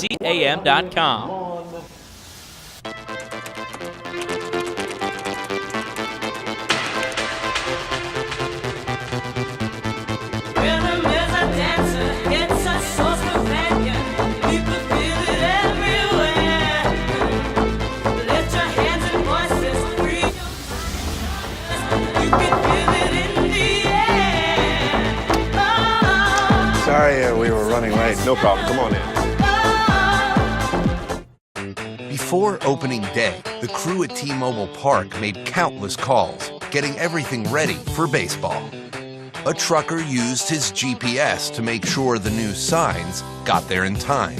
And the grounds crew sent 17 texts to double-check every detail.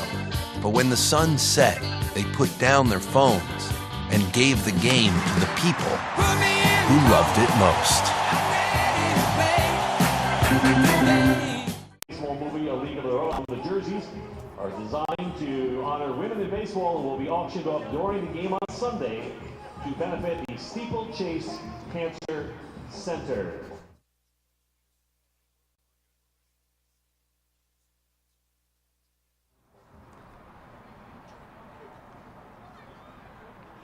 Leading off the top of the sixth inning, right fielder Caleb Gindel. 3-1, Somerset Patriots leading the Lancaster Barnstormers. Still Liam O'Sullivan, the righty, for Somerset, as the first pitch to Caleb Gindel misses up and in. So far, O'Sullivan, 5 innings pitched, 4 hits, just a run. 1-0. That misses off the plate away. And this is exactly what the doctor ordered for the Patriots. A little length out of their starter. Didn't get that last night. 2-0. Misses in tight as Gindel picks up the back leg, and that ball makes its way to the backstop. But Somerset and Lancaster, first game of a 4-game set that'll take you through to Sunday, Mother's Day. O'Sullivan winds in the 3-0. And a called strike. Mark, any good plans for Mother's Day other than coming to the ballpark? Well, you know, we have a lot going on here. We're very excited about our specialty uniforms that are actually being currently auctioned off through our website online. 3-1, a called strike. So we're very excited about that. There's a Mother's Day brunch going on here at the ballpark as well. First 1,000 women in attendance will be receiving a T-shirt giveaway. 3-2 is hit hard right at Neister at first, and he'll take it to the bag himself for the first out. A nice play over there by Steve Neister. Had to pick it off the short top for out number 1. So Mother's Day should be a great day here. We're very excited about everything we have going on. It's presented by the Somerset Healthcare Foundation. After the game, my mom actually out on Long Island, so I will be wishing her a happy Mother's Day and be probably spending Mother's Day evening with my girlfriend's mom. Nice. Here's Turdoslavich. First pitch hops its way to the plate. So 1-0 the count on Joe Turdoslavich. Has some pop in the bat. 3 home runs, tied for the team lead with Gindel. Over at third base, Franzoso well off the line protecting the hole. The 1-0 called a strike with the off-speed pitch on the outer third. And, you know, you mentioned the uniforms, pink. They're going to be pretty awesome. So come out to the ballpark and check out Jovan Gonzalez. Talking to him earlier today. He wanted to take one himself. Told him he'd have to put some money on it for the auction. The 1-1 is hammered down the right field line in the air, but well foul. Turdoslavich didn't even leave the box, but that one smashed. Yeah, he got well out in front of that one from O'Sullivan. Little breaking ball, and he pulled it hard down the right field line. Turdoslavich has a swing that certainly works well for Clipper Magazine Stadium with the short porch and right. Not so much here at TD Bank Ballpark. 1-2. That one, a fastball misses in. And 2-2. The count, 1 away here, top of the 6th. As we mentioned, if you don't have plans yet for Mother's Day, kids, maybe husband, give us a call. 2-2 is swung on and grounded foul. Still have some openings there. Yeah, and the jerseys, the pink uniforms, they're fashioned after the uniforms for the Peaches, the Rockford Peaches in the movie League of Their Own. And, of course, the actual team as well. But so it's a really cool, unique kind of specialty uniform that the team will be wearing on Sunday. Very excited to see those in action. 2-2. It's swung on in line right at the shortstop. That's Rodriguez who makes the catch for out number 2. It's a whole exciting weekend worth of activity here. We're expecting a jam-packed crowd for tomorrow night's ball game, so there should be a lot of excitement in the ballpark. And then, of course, there is a fireworks presentation after Saturday night's ball game. That's presented by Carrier Clinic. It's also Mental Health Awareness Night. And we're in Mental Health Awareness Month for May. Casey Hobson, first pitch swinging, lines it down the right field line. That's down into the wall for extra bases. Hobson around first, and he'll chug into second with a 2-out double. First extra base hit of the evening for the Barnstormers, and Hobson, another one of those power-hitting left-handed batters for Lancaster, and they're used to pulling the ball. That's the way, I've said it a number of times, but that's the way that they play over at Clipper Magazine Stadium. This time Hobson doesn't get it too far in the air, but hit the ball sharply down the right field line. His first hit of the night. And now the Barnstormers will bring the tying run to the plate here with 2 out in the top of the 6th. To the likes of Josh Bell, the switch hitter nestles into the left side. 2 outs, and Hobson off of second. First pitch. That one misses low. Hobson absolutely grooved that one, as you said. Turned on the inside pitch and kept it just inside the right field line. O'Sullivan sets, peaks at second in the 1-0. Swung on a hard liner over the first baseman, Neister. And that's all the way to the wall. Hobson around third. He'll score easily. Bell will stop at second base, and a 2-out RBI double makes it a 3-2 game. Somerset still ahead 1. Well, back-to-back doubles has the Barnstormers within 1. Right before that pitch, Somerset started getting their bullpen loose a little bit. That was the 87th pitch of the night for Liam O'Sullivan, so he's right at about where the Patriots would want him to stop. But because Somerset needed 8 innings out of their bullpen last night, they're sort of pushing O'Sullivan a little bit more here, but now a dangerous spot. Looks like Zach Zenicola is getting loose for Somerset in their bullpen, but O'Sullivan will get at least one more batter. Here's Parker Morin. First pitch, off speed and called a strike on the outer third. The big change from years past with no mound visits is evident here, where you'd most likely see John Hunton or even Brett Jody or the catcher, Jovan Gonzalez, out there to have a chat, as the 0-1 is waved at and missed off speed again, and Morin well out ahead. Can't do that now, so you have to just fight through it and get through at least one more batter. Give your pen some time to get hot. As Zenicola getting ready in a hurry, but I imagine there's a good chance that this is O'Sullivan's last batter one way or the other. Bell off of second. Here's the 0-2. Tapped foul third base side. And that's happened a number of times, honestly, Brandon, so far this season, where there's a Patriots pitcher or the opposition as well struggling through a big inning. And if the bullpen's not ready to go, then you can't just go out and have that conversation to either give the pen more time or at least calm down the pitcher. He's sort of out there on an island all by himself. O'Sullivan, the righty, set to the chest. Kicks and delivers. 0-2, fouled straight back on the breaking ball. 2 straight doubles from the Barnstormers here with 2 away. Has gotten them 1 run back. They still trail by 1 in the top of the 6th inning. And O'Sullivan trying to keep it at that. It's Josh Bell off of second. And Parker Morin, the lefty, at the plate. O'Sullivan kicks with the 0-2. Runner goes. That low. Gonzalez throws down to third. And in time, Bell caught stealing to end the inning. Don't want to make the last out at third. Well, Bell just did it and keeps the Patriots ahead. 3-2 they lead as we head to the home half of the 6th. You're listening to Patriots Baseball on SPN.TV, 1450 WCTC, and WCTCAM.com. What better way to spend a summer night than taking a group to a Somerset Patriots game? Enjoy one of the best ways for families, friends, and businesses to catch affordable entertainment right here in Central Jersey. Groups of 30 or more receive $2 off the normal price per ticket, starting at just $8.50. These groups can participate in our on-field promotions, including a pregame performance, color guard, baseball buddies, Field of Dreams, or the 7th inning fun bunch. The Patriots also offer fundraising opportunities for groups of 250 or more for even larger discounts. Head over to our picnic area located down the left field line, where groups of 30 to 500 can have a ballpark barbecue. For $28 a person, get a ticket to the game and an all-you-can-eat barbecue buffet. Overlooking the left field line is the party deck, where an upscale buffet will be served along with a cash bar for groups of 30 to 150 for $39 a person. Groups of up to 30 or 40 can have private use of a fully furnished, climate-controlled hospitality suite with indoor and outdoor seating alongside wait service.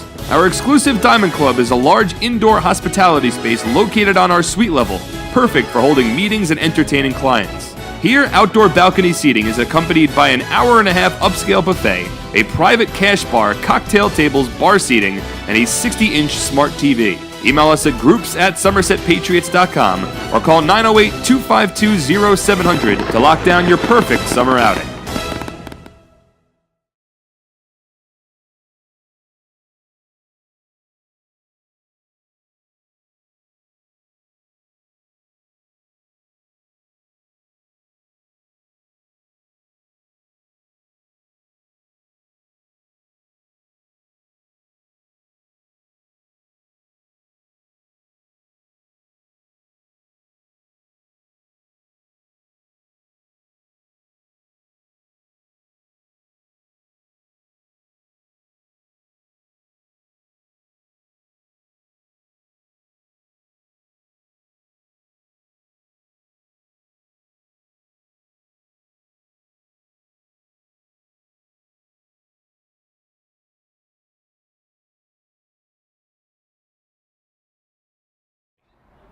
It just doesn't make sense to me. I mean, there is so little to gain from trying to steal third there. You're the tying run in a one-run ball game, and you're already at second. 2-0 misses inside, and Lakin behind. 3 balls and no strikes. Lakin so far tonight, 5 innings pitched, 3 hits, 3 runs.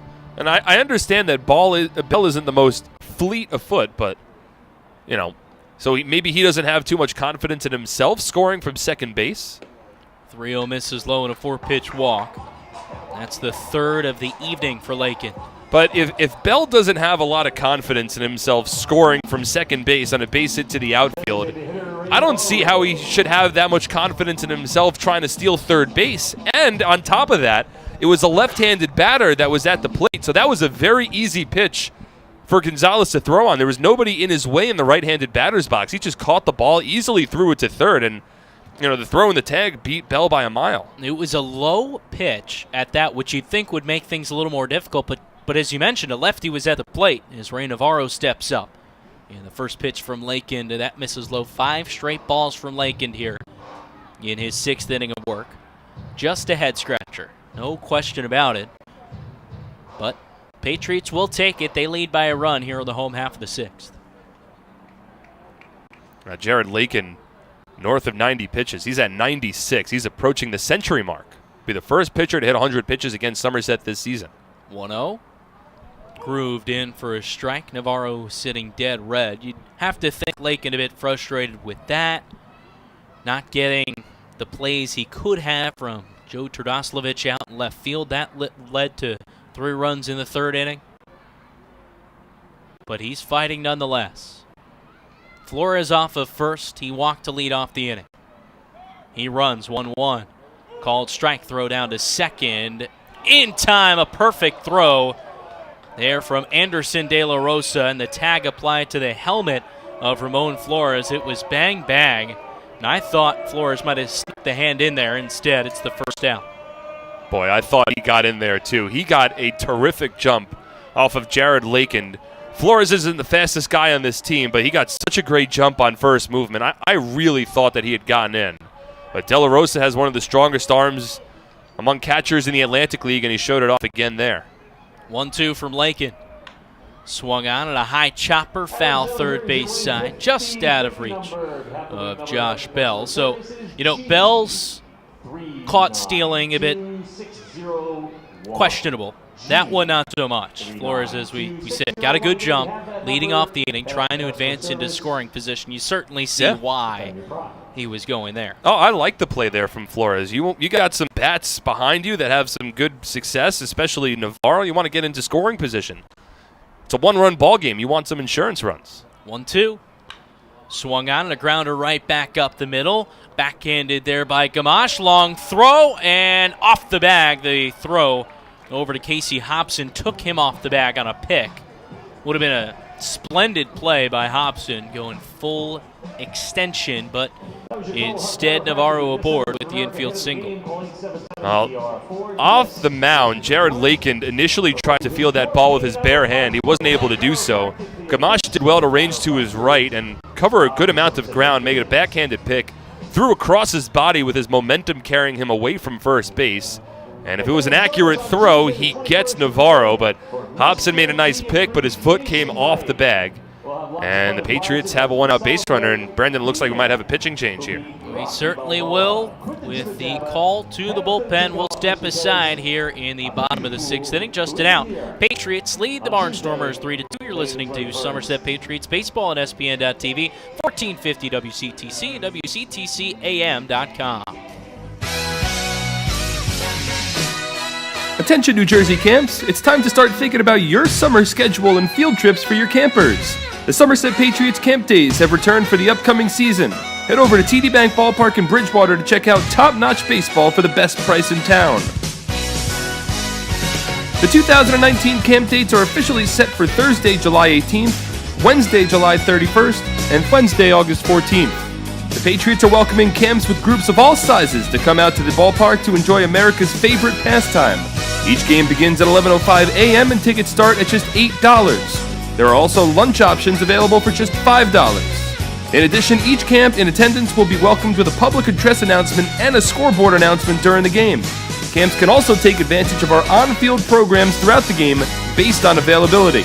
So book now to ensure a memorable baseball-filled, fun-in-the-sun trip for your camp today. Give us a call at 908-252-0700.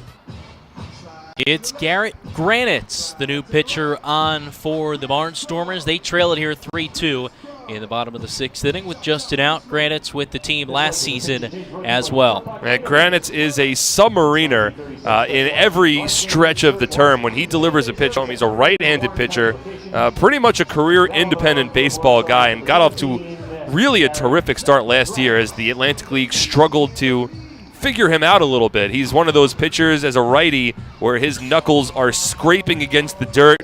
I never understand how pitchers learn how to throw that way, but he comes all the way down. He almost inverts his back parallel to the dirt and then scrapes the knuckles on his right hand as he delivers a pitch that has a little bit of upwards movement to it. So it's certainly different to go from an over-the-top lefty to a submarining righty. But he enters in a one-run ball game with one away in the top of the 6th. Making his 6th appearance out of the bullpen, has a 1.50 ERA through 6 innings, pitched, allowed 5 hits. And no home runs thus far. Darby Myers steps in as Ray Navarro leads off of first. The first pitch swung on, and that one driven to center field. But Sanford, ranging over to his left a bit, makes the catch for the second out. Myers, when you're going up against the new pitcher in the ball game and you don't really know necessarily too much about him, if you sit dead red fastball and you get a fastball first pitch, let it rip. Why not? That's what Myers got, but he was a little underneath it, flew it out to center field. Justin Pacioli up next. 0 for 2 thus far tonight. Popped out in his last at-bat. But an 8-pitch battle with Jared Lakin, who's just been taken out of this game. Navarro leads off of first. With 2 away, the pitch. Called a strike. Somerset responding to a Barnstormer run in the top half of the 3rd inning. Took back 3 runs of their own, haven't looked back since. Barnstormers with a run in the 6th to make it a 1-run ball game. Granitz throws over to first. Navarro back easily with the head first slide, no tag applied. Wind picking up a bit again, blowing straight in on this cool mid-50s Thursday evening here in Bridgewater, New Jersey. Granitz, the righty, sets below the belt. Kicks and submarines the 0-1. That misses up and away. I officially have the hood of my sweatshirt on top of my headset now. We have reached that point of the night. And that is on top of the 4 different layers that I'm wearing. I've settled in a bit. I'm doing all right. All right. 1-1 misses well outside. De La Rosa had to take a stab at that one to keep it in front. We're making it work. Good. Making it work. I'm glad. Trust me, I know this is broadcast number 1. The days will get warmer until they eventually get colder again. 2-1 the count here on Pacioli. The pitch misses just outside. Now Granitz behind 3 balls and a strike. 2 outs in the bottom of the 6th inning. And Somerset the 1-run lead. Navarro the lead off of first. Reached on an infield single. 3-1 misses away. Now runners on first and second for the Patriots. Well, Pacioli reaches base for the first time tonight. That'll extend his on-base streak to a season high for him, now sitting at 8 straight ball games. And Somerset looks like they're about ready to hand things off to their bullpen. Liam O'Sullivan has thrown 92 pitches through 6 innings, and Zach Zinicola is getting loose in the pen. So I imagine that O'Sullivan's done, and that we'll see Zinicola likely for the 7th inning.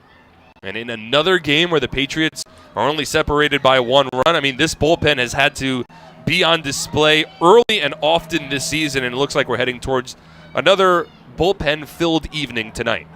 Mike Francoso up, looking for a big 2-out RBI.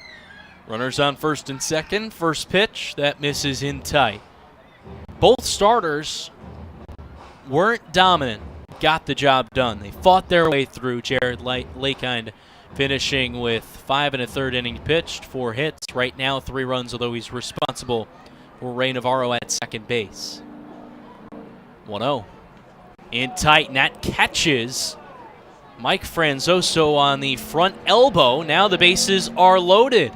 Franzoso jogging right up that first base line. He's all right. Now with 2 away, a prime opportunity for the Patriots to extend their 1-run lead in the bottom of the 6th. I think Franzoso might have been struggling to read that ball coming out of Granite's right hand initially. First pitch that Granite threw was a fastball that came up and in, and Franzoso reacted pretty late to that pitch coming up and in. And this time he comes up and in again, and Franzoso's not able to get out of the way. So a big spot here for Neister where a base hit could add some much-needed insurance. Neister's been struggling a bit, hitting 182. Big spot. First pitch called strike on the inner third. Neister so far tonight grounded out to the first baseman, also walked and came around to score a run in the third. Bases full of Patriots. It's Navarro at third, Pacioli at second, Franzoso at first as the next pitch misses upstairs.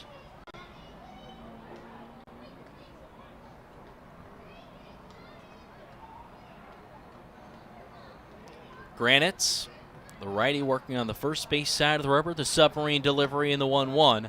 That misses outside. Well, there's no place to put Neister here. Jovan Gonzalez hoping for an opportunity. But the Barnstormers as a staff, they've already walked 4 batters tonight. They've also hit 1 with a pitch. 2-1.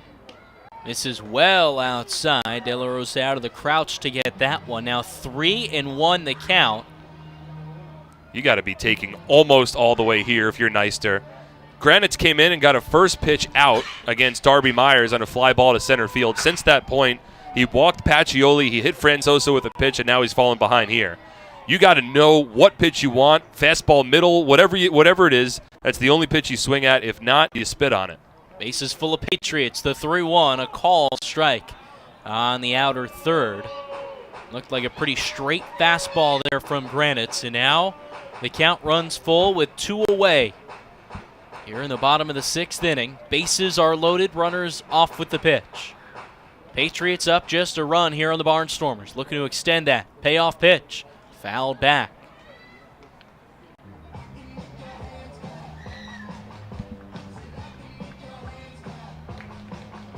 Neister has 6 runs batted in on the season. He's come through in a couple of big spots, had an RBI a couple of nights ago on a double in his first at-bat. Also had an RBI Monday night on a successful safety squeeze. Though I don't think you're doing that here with a 3-2 count, though the infield does play back. Payoff pitch.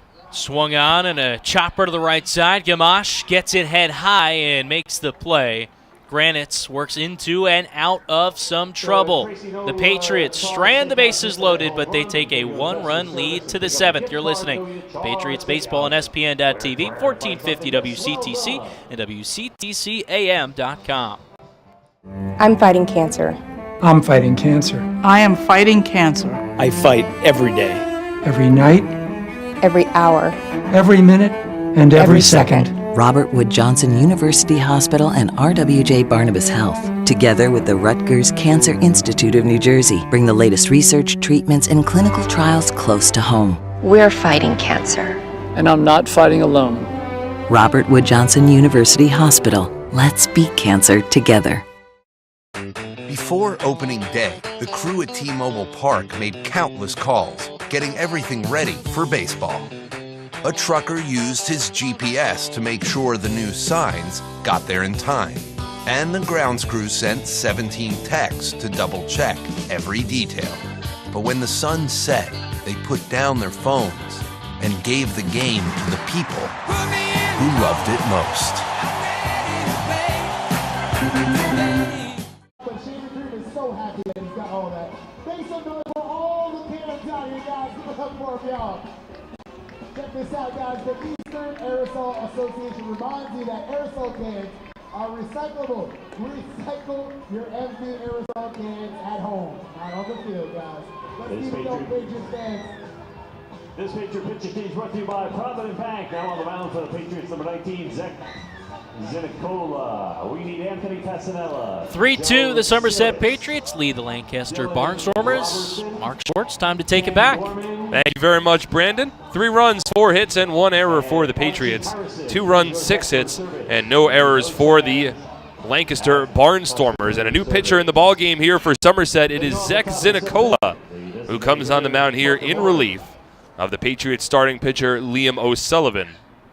Zinicola will face the bottom third of this Barnstormers lineup, Parker Morin, back to the plate after he was at the plate when Josh Bell was thrown out to end the top of the 6th inning.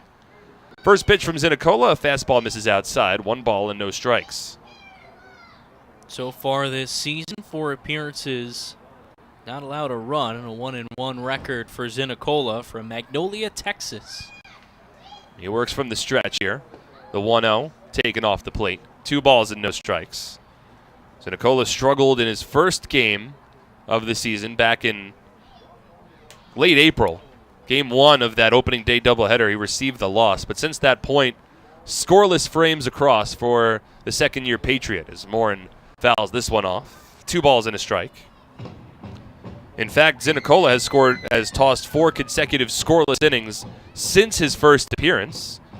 And at least 1 scoreless inning here would tie Dwayne Bilo for the longest consecutive scoreless inning streak for a Patriot early this season. The 2-1. Morin takes it a little up and away. 3 balls and 1 strike.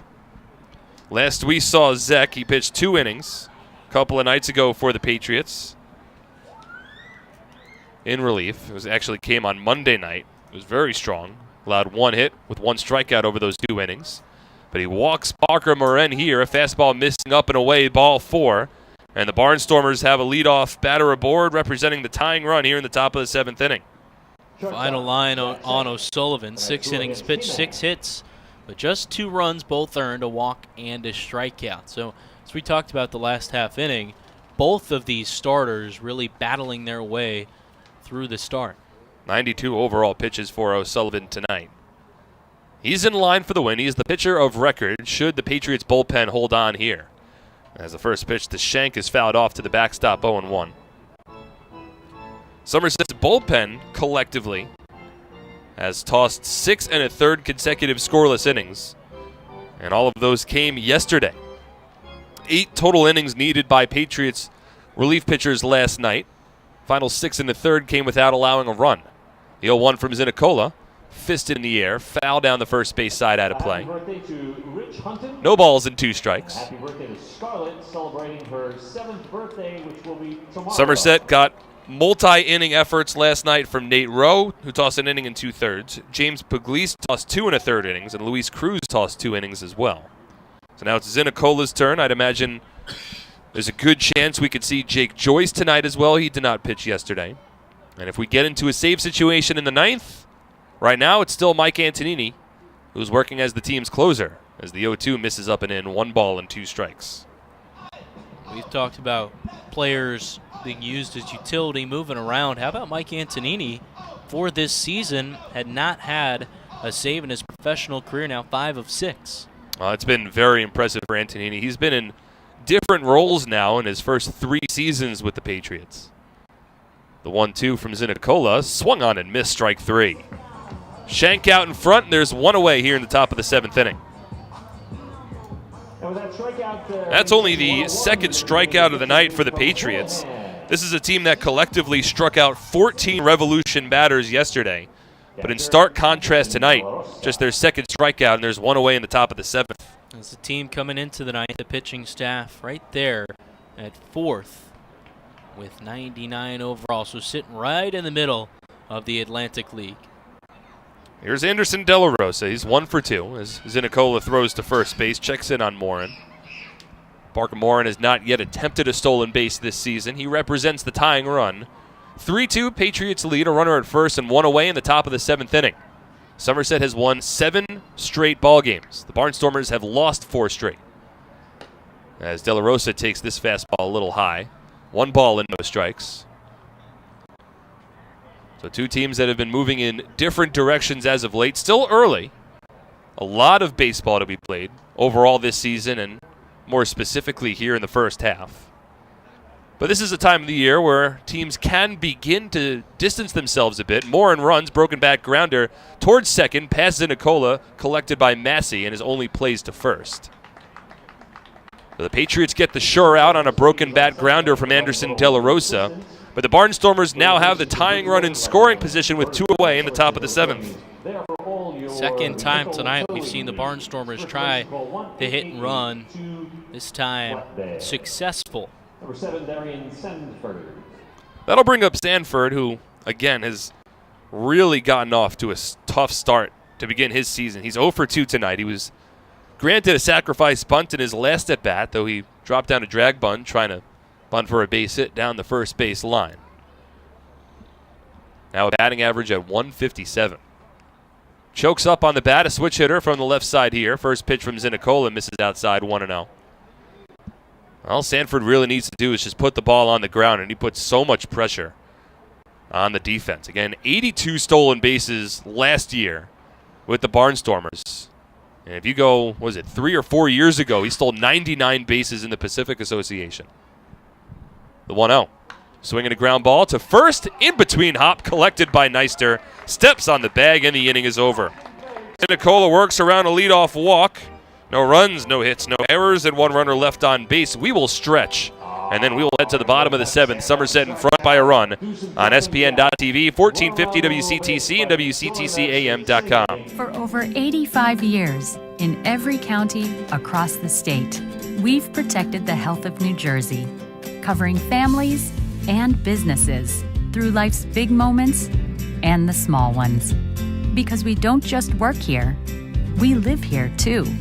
Over 5,000 local employees, all with the same purpose, taking care of you.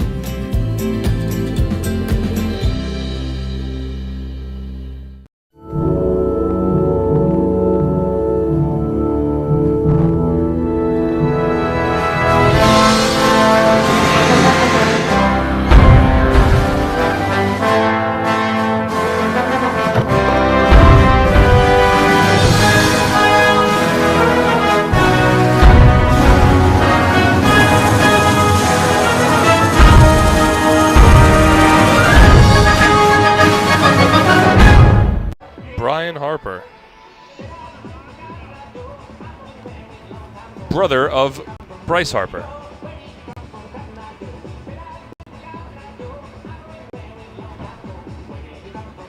Wow, Nick, Vince, and Ron. Ron making an appearance tonight. In the background, Johnny Golf.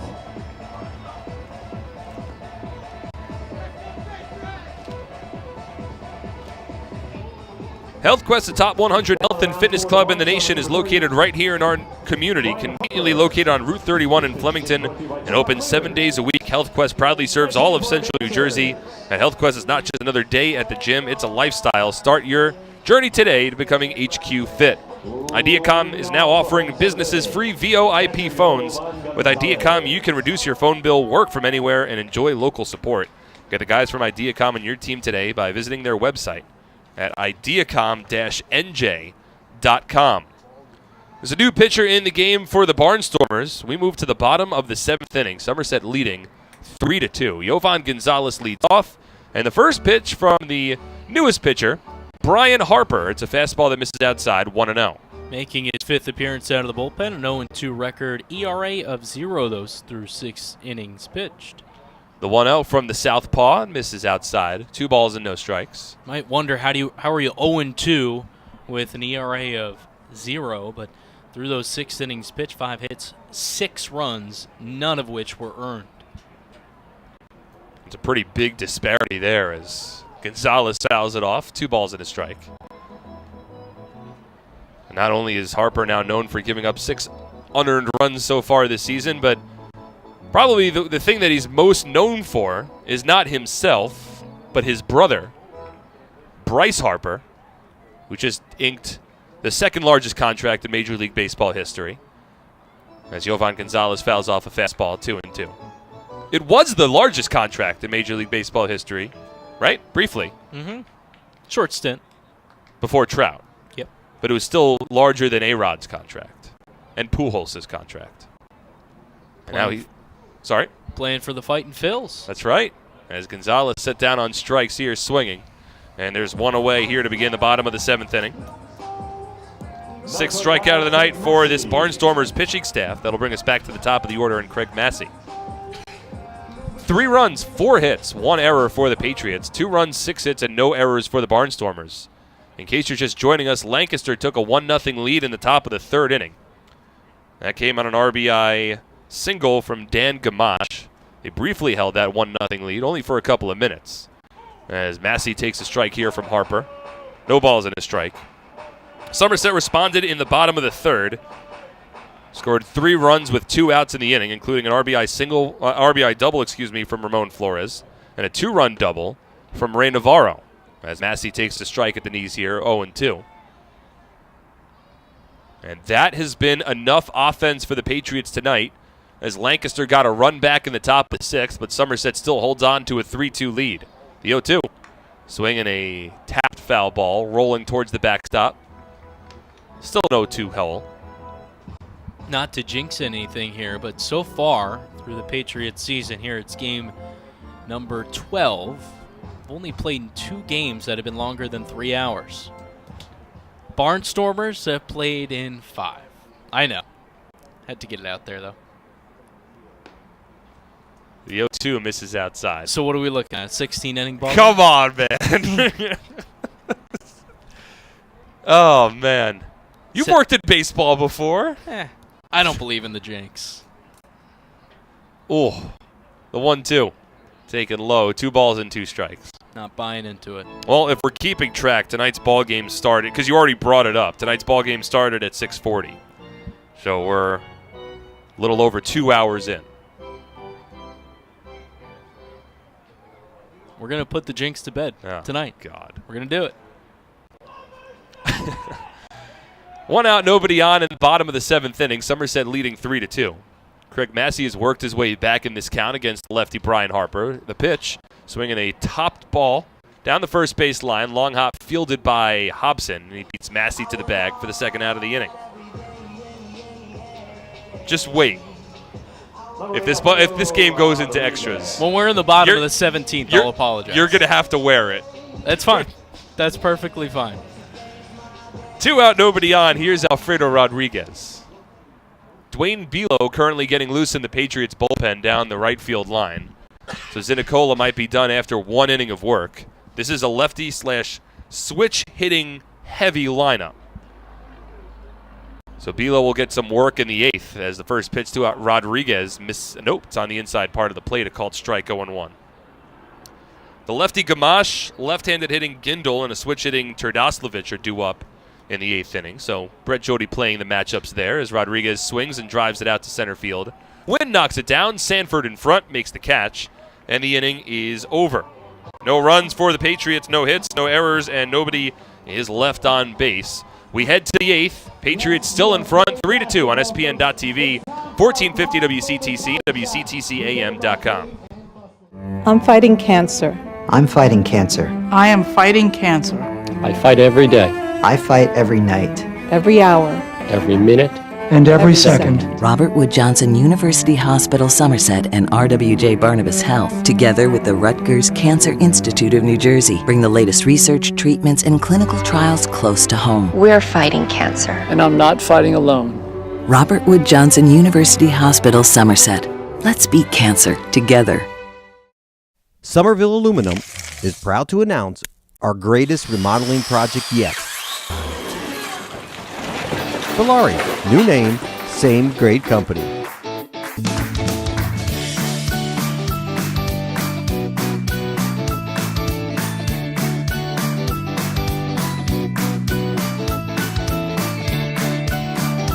Valari, home remodeling since 1950. Visit ValariNJ.com to learn more today. Congratulations to you guys. Thank you everybody for playing. I hate that you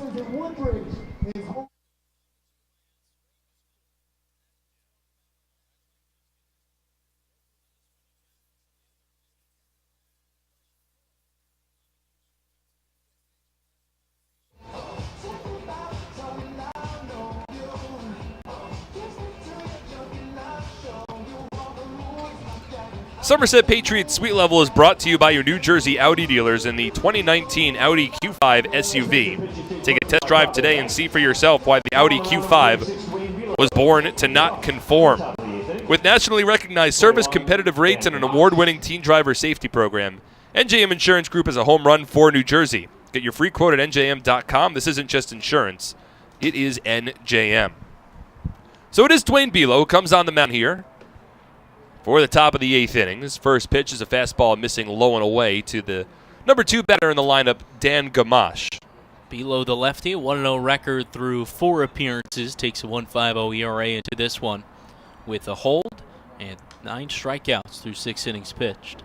Fastball fouled off by Gamache. 1-1's the count. Bilo last pitched a couple of nights ago. Did strike out the side against the York Revolution, but gave up a run in his 1 inning of relief. Came in the 7th inning, Tuesday night, as Gamache fouls off a fastball, 1-2. The hold, not an official stat, but it's when, as a reliever, you come into the game with the lead, you hand it off to the next guy, still with the lead. You hold the lead. It makes sense. That's where they got it from. Yes. It's a 1-2 count, a lefty-lefty matchup with Caleb Gindle awaiting on deck. Somerset up by a run. The 1-2. Swinging a ground ball foul. 3 runs, 4 hits, 1 error for the Patriots. 2 runs, 6 hits, and no errors for the Barnstormers. Bilo was not hit too hard his last time out. He did allow a run on 3 hits, but there's a bloop double down the first base line, a fly ball that just happened to find its way in between a couple of fielders in shallow center field, and then a ground ball RBI single off the deflected diving glove of Alfredo Rodriguez. This pitch misses up and away, 2-2. And Bilo was very frustrated as he exited the mound after that appearance. He struck out the side, but right after he got his final out, just started walking towards the Patriots dugout down the third base line and let his frustrations out in a yell into his glove as Gamache fouls off the 2-2 offering. Bilo in his 3rd season with the Patriots. And Brandon, you mentioned earlier how Mike Antonini has done a very good job in a number of different roles. Well, Dwayne Bilo started as a relief pitcher in 2017, was a starting pitcher last year with Somerset, both times being selected to the All-Star game as a reliever and a starter. Now he's back to a relief role, and he's certainly gotten himself off to a strong start here in 2019. The 2-2. Swing and a foul ball yet again down the third base line, and Gamache works a long turn at bat. That's a mentality you love in a ball player. They're willing to do whatever it takes to get out there on the bump or get their name in the lineup, but they're also successful. They find the ways to be successful in each new role. Well, Bilo about to throw the 8th pitch of this at bat to Dan Gamache. It's a 3-2 Patriots lead. Nobody on, nobody out, top of the 8th inning. Here's the 2-2. Fastball just misses outside. Ivan Gonzalez wanted the call. He didn't get it, and the count runs full. Well, this is now another 1-run ball game for the Patriots. They won 3-2 last night, 9-4 a couple of nights ago, but 7-6 the night before that, 5-4 the night before that. 3-2 here, lifted out to left field. It's deep. Flores was playing shallow. He has to race back. It's over his head. It's going to roll towards the wall. Cuts it off shy of the warning track. But Dan Gamache into second base with a leadoff double after Ramon Flores was playing really shallow over and left. He just kind of put his head down, Flores, that is, and ran after that one. Knew there was no shot he was catching up to it.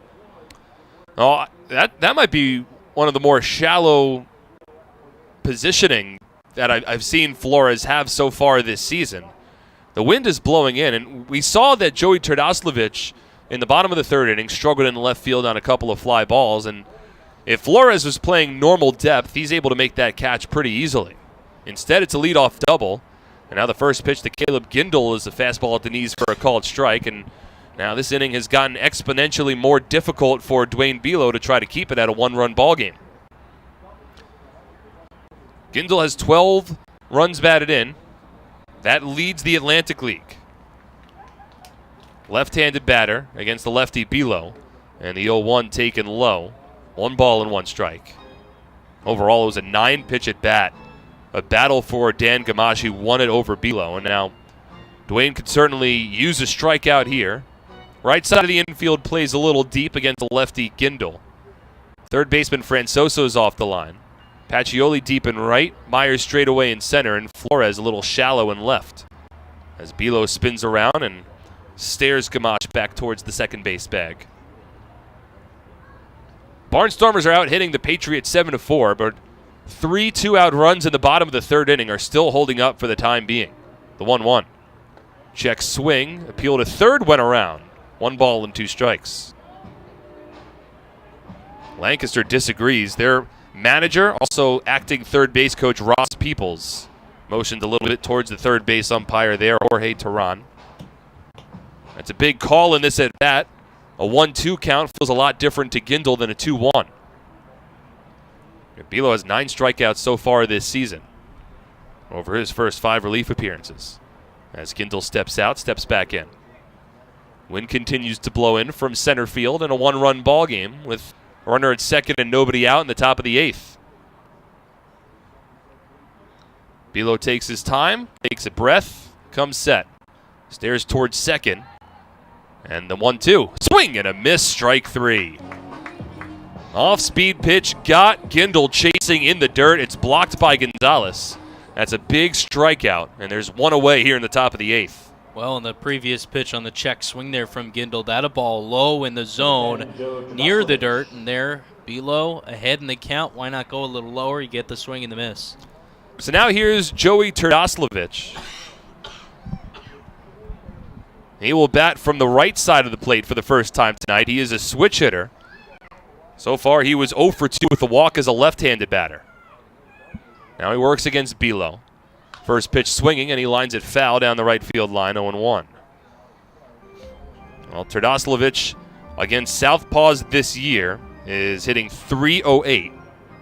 He is 4 for 13 from the plate with a run batted in.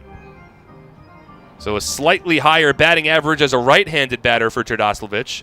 That's how he hits here with the tying run in scoring position and 1 away in the top of the 8th. 0-1 from Bilo taken low. 1 ball and 1 strike. It's Turdoslavich here, and then after him, another left-handed batter in Casey Hobson. As Brett Jody hopes that he could get some more strong, scoreless innings out of his pen. But a leadoff double here in the 8th from Dan Gamache has made this more difficult. The 1-1. Swinging a foul ball over the screen towards the broadcast booth and onto the Audi suite level. Now a 1 ball, 2 strike count. And Turdoslavich, a major leaguer, parts of 3 seasons, all with the Atlanta Braves from 2013 to 2015. Overall played in 92 games, hit .221 with 1 home run and 10 runs batted in at baseball's highest level. He's at the plate here as a right-handed batter. Black sleeve going down his right arm, waves the single-tone black bat over his right shoulder, and Bilo will step off the mound and get a reset with his catcher, Yovan Gonzalez. Cool temperatures here in Bridgewater, New Jersey. We're approaching the low 50s as we approach the 9 o'clock hour. Somerset leading 3-2. 1-2 pitch. Taken just a bit low.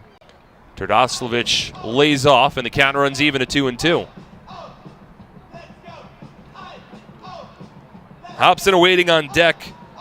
Had a double and scored a run back in the 6th inning. He's 1 for 3. Nobody getting loose in Somerset's bullpen. This is Bilo's inning one way or the other. Meanwhile, a righty's getting a little warm in Lancaster's pen. The 2-2. Swung on, skied foul, first base side out of play. And we'll do the 2-2 pit count at least one more time.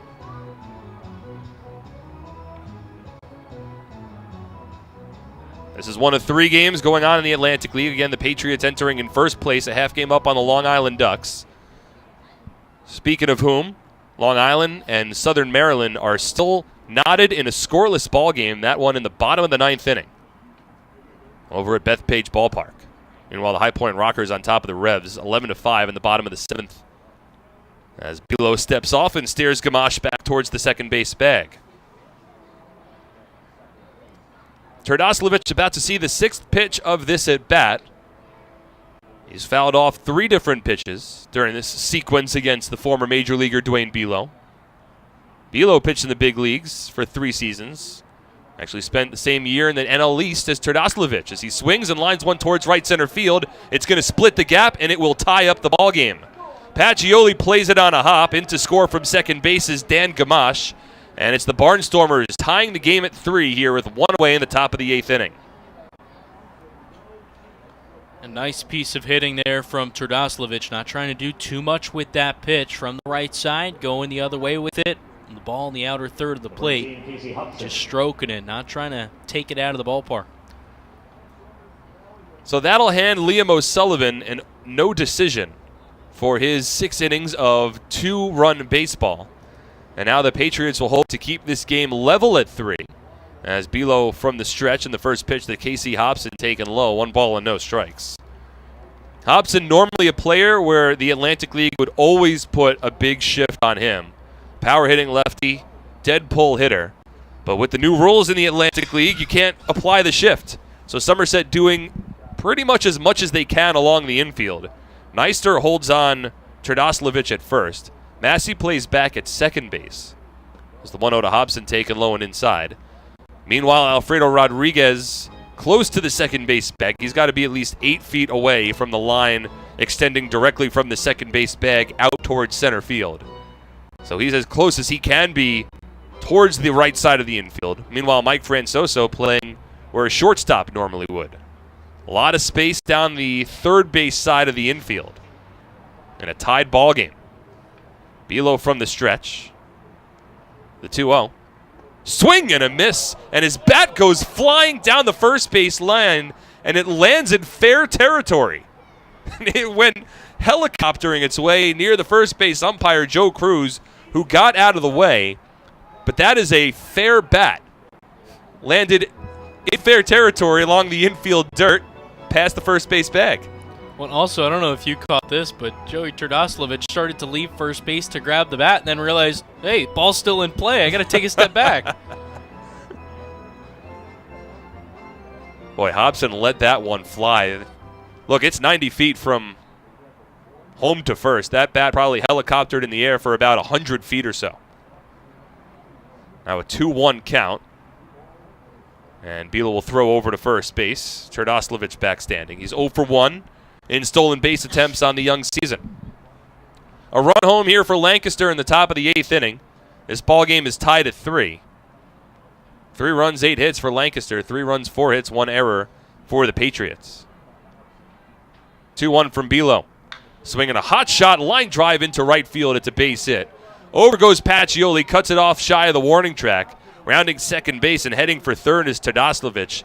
He gets there standing up. And now the Barnstormers have runners on the corners, still just 1 away in the top of the 8th inning for Josh Bell. Lancaster really throughout the inning doing a nice job of hitting, not looking to do a whole lot, just kind of taking what they can get with these pitches. Similar to how this Somerset Patriots offense has operated throughout the first 11 games. Now the Patriots in danger here of letting the Barnstormers take a late inning lead. That would be uncharted territory for the Patriots. They are undefeated as a team when leading after the 7th inning. 8-0 when leading after the 7th inning this season. We're tied at 3. Double plays in order. Josh Bell at the plate, and the first pitch from Bilo taken low and away, 1-0. Bell had an RBI double in his last at-bat. He's 1 for 3. He's also twice flied out to center field. Bell's not the fastest base runner, so the Patriots hoping for a ground ball here with runners on the corners, the 1-0. Way out in front of a changeup from Dwayne. 1 ball and 1 strike.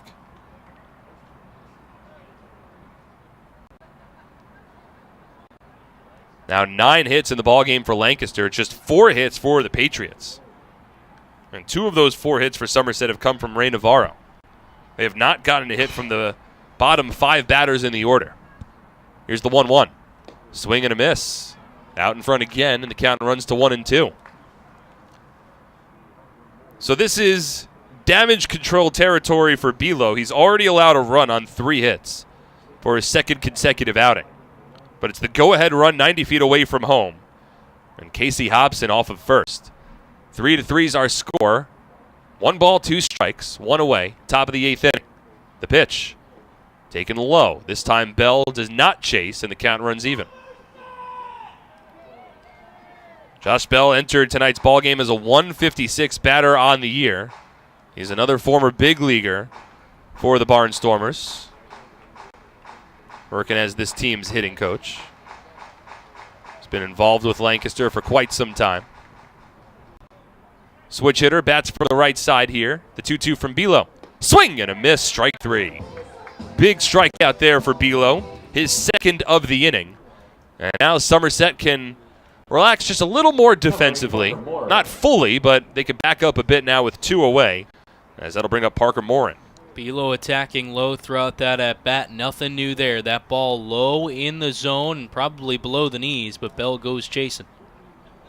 So now Parker Morin steps in. He's 0 for 2 with a walk. Walked his last time up to lead off the 7th inning. And again, the go-ahead run for the Barnstormers, 90 feet away from home. He's at third. That is Joey Turdoslavich, who tied up the ballgame with an RBI single 3 batters ago. Hobson off of first. First pitch to Morin, a fastball for a called strike, 0-1. Boy, one of the last things that Somerset would want to have happen tonight is for this ballgame to go into extra innings. After they needed 8 innings out of their relief pitchers yesterday, there are not a lot of available arms. Here's the 0-1. Swing and a miss. 0-2. I'd imagine in the hypothetical situation that extra innings needed to be played, Vince Molesky, who is this team's longman, he worked 2 innings a couple of nights ago. He would likely be available. You have Jake Joyce available to eat some innings. But again, 3 different pitchers in the Patriots bullpen tossed multi-inning efforts last night. Here's the 0-2. Swing and a miss, strike 3. Bilo allows the Barnstormers to tie the ball game, but he limits the damage and strands a pair. 1 run, 3 hits, no errors, 2 runners left on base. We're tied at 3 as we move to the bottom of the 8th on SPN.TV, 1450 WCTC, and WCTCAM.com. At Flemington Car and Truck Country, we've been satisfying customers for over 40 years, providing selection. With 16 manufacturer brands plus over 500 available certified pre-owned vehicles. Convenience. With all our dealerships located on Route 202 and 31 in Flemington. And satisfaction. With positive reviews praising our business model every day. We'll never take our customers for granted. Flemington Car and Truck Country. Every day, we're here for you. Presenting the lowest car prices you've ever seen. Wow pricing. Only on Fullerton.com. It'll blow you away. If you want the best deals on all new cars and trucks, don't miss Fullerton's absolutely enormous spring clearance event. Get the lowest prices on our entire new inventory all month long. This month only at Fullerton. Early season, that is. 35, I think. Do they have a 35? Yeah, Sawyer. This Lancaster pitch change brought to you by Turbo Cleaners. Now on the mound, number 35, Logan Sawyer.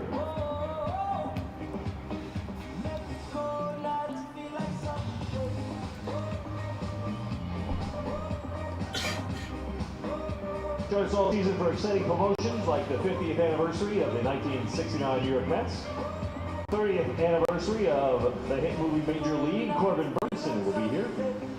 And WWE Hall of Famer. For complete family eye care, go where the Patriots go. See Dr. I.B. Ehrlich and Dr. Martin Storbeck at the Bridgewater Optometric Center, located in Pearl Vision at the Somerset Shopping Center. Bridgewater Optometric Center, the official eye doctor of the Somerset Patriots.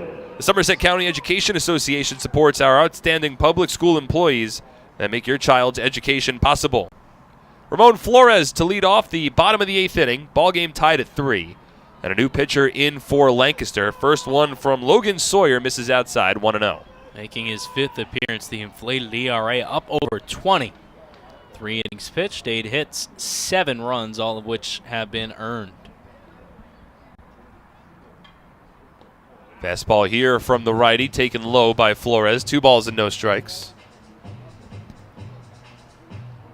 Sawyer, 6'5", 255-pound righty from Knoxville, Tennessee. in his first season with the Lancaster Barnstormers. Flores ahead in the count. 2-0 taken low and away. 3 balls and no strikes. Well, right now Jake Joyce is getting loose for Somerset in their bullpen. But as Flores has jumped ahead in the count 3-0, Antonini is starting to motion a bit as well. As Flores takes a strike all the way, 3-1. I'd imagine here, Brendan, if the game's tied in the 9th, you see Joyce. If Patriots are in front, probably Antonini. Probably think so, the way the season has gone through the first 11 games. 3-1. Low and inside, ball 4. And the Patriots have the go-ahead run aboard to begin the bottom of the 8th inning. That's the 5th walk allowed by Lancaster pitchers tonight. And for Logan Sawyer, a guy who has certainly struggled with his ERA, it's only the 2nd walk that he's allowed this season. So now Ray Navarro will bat as a left-handed batter. He has his lone home run of the season as a lefty, but he's already been 2 for 3 today as a right-handed batter, including a 2-out, 2-run double back in the 3rd inning. Flores off of first. First pitch. Navarro takes a fastball inside, 1-0. The Barnstormers were expecting a bunt. Their third baseman, Josh Bell, is playing both feet fully on the infield grass over at third. I don't think that Navarro is up there to bunt right here. Patriots trust the middle of their order to put together a rally. Darby Myers awaiting on deck. I think Brett Jody wants Navarro to swing away here. The 1-0. And it misses above the letters. 2 balls and no strikes. We haven't seen any indication of a bunt. And I don't blame the Patriots here. You only have 4 hits collectively as a team, but Navarro has 2 of them, so you want to let him swing away, especially against a pitcher who has struggled this season. Hitters count here for Navarro, the 2-0. Swing and a miss. Boy, he got a pitch to hit there. He tipped it foul and ricocheted off the catcher, Anderson De La Rosa, but that was a fastball, Brandon. That looked like it could have been middle, and boy, he wanted all of it, and he just got a piece of it. He took the big hack at that one and just did not connect fully. So the trainer for the Barnstormers comes out to have a conversation with De La Rosa. That's Jared Binner, who's been with Lancaster for some time now. Not sure exactly where that pitch or that foul ball might have hit De La Rosa. He's a tough guy back there, but he's still getting checked on by Binner. Well, and on a chilly night, nonetheless, Oh, too. that stings, yeah. Stinger gets you. So De La Rosa will stay in the ballgame. But now a 2-1 count still. It's Logan Sawyer on the mound with an ERA over 20 over his first 4 appearances. And Patriots, they have the go-ahead run at first base and a 2-1 count to the former big leaguer Ray Navarro. Spent the majority of his season last year, AAA in the New York Yankees organization. The 2-1. Swinging a broken bat. Blooper down the first base line, foul. A shattered piece of lumber for Ray Navarro. He'll have to get a new bat. And now a 2-2 count with runner at first and nobody out in the bottom of the 8th inning. Still 2 pitchers getting loose for the Patriots in their bullpen. Joyce the righty, Antonini the lefty. Meanwhile, there's a righty getting loose in Lancaster's bullpen as well. Hard to see from this angle. There's a chance that could be Cody Epley that's getting loose, who is a longtime Southern Maryland Blue Crabs closer. Coming over to Lancaster here.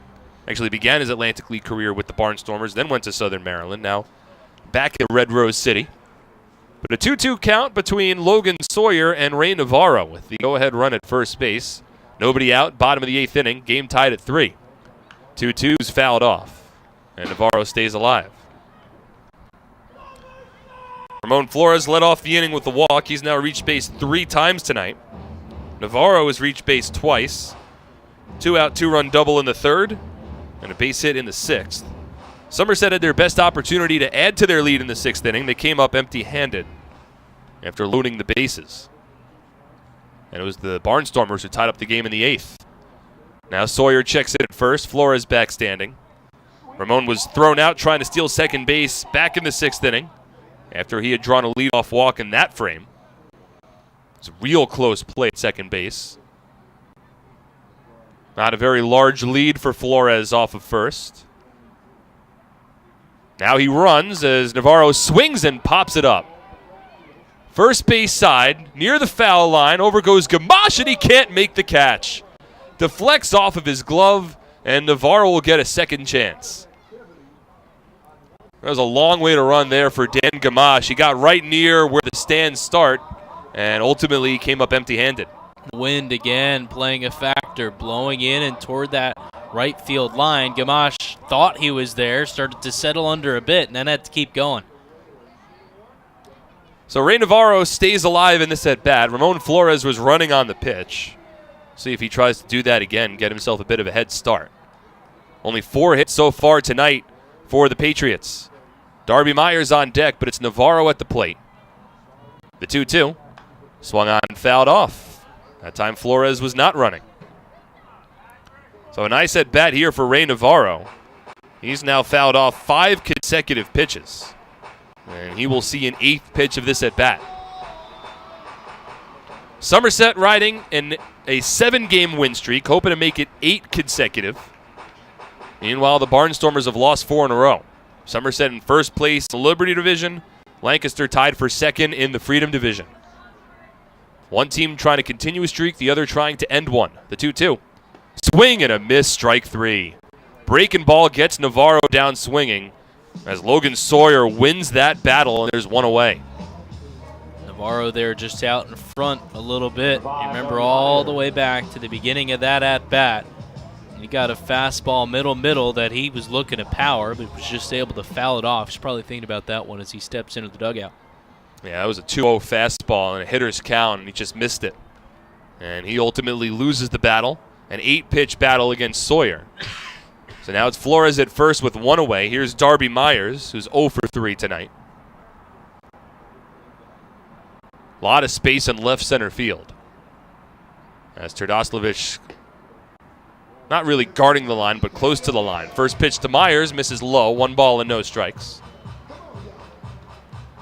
Barnstormers took a 1-0 lead in the top of the 3rd. Patriots played at 3 in the bottom half of the inning, take a 3-1 lead. But a run in the 6th and a run in the top of the 8th for Lancaster has tied this ball game up. Somerset would love to get a run here and set up a save opportunity for Antonini in the 9th. Flores with a late jump off of first. And Myers taps the breaking ball foul, 1-1. Probably for the best there for Somerset, as Flores got a real late break off the first base bag. When you've got to think with that kind of swing, it's probably the hit and run that's put on there. The breaking ball that was probably falling below the zone, and a late hack there from Darby Myers as well.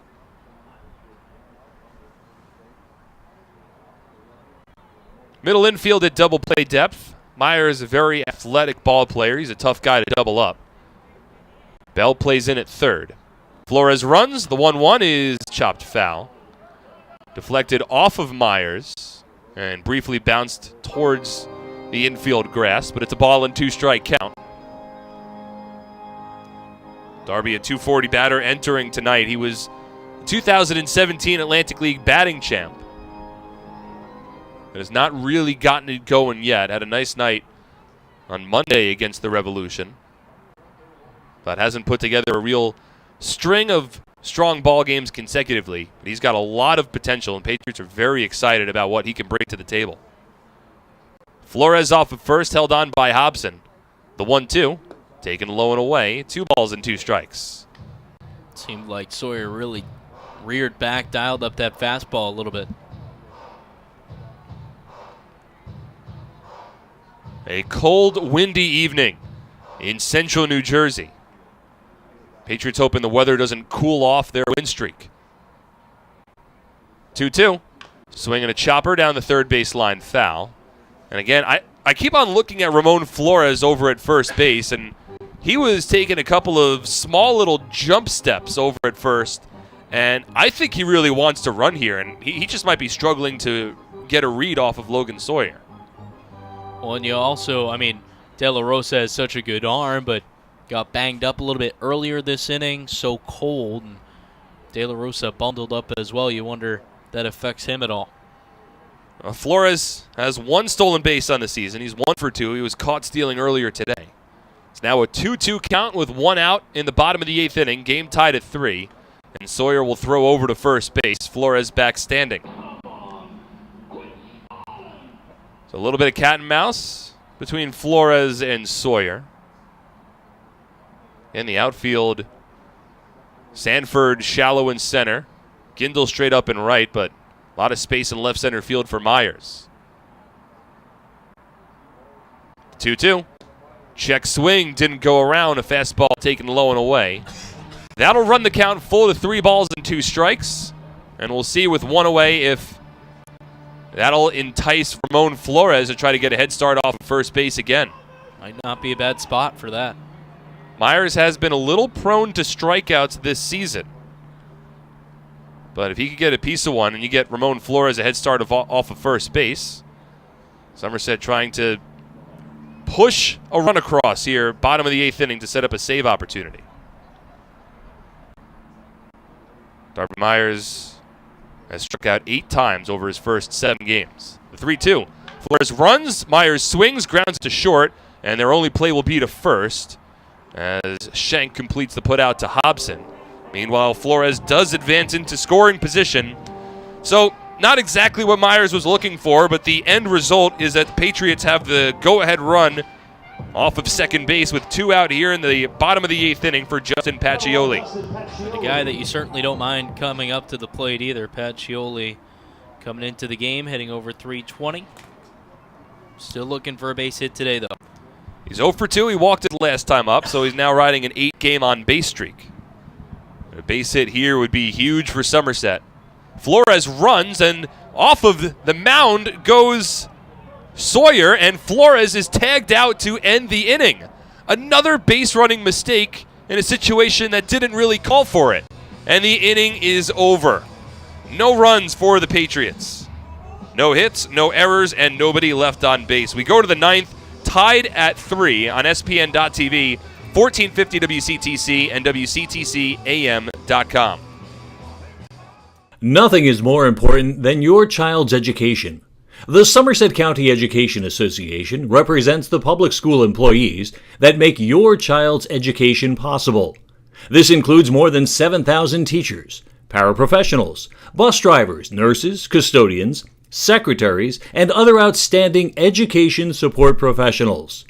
Visit www.sceanj.org for more information. Together, we can prepare our children for the future. Nothing is more important than your child's education.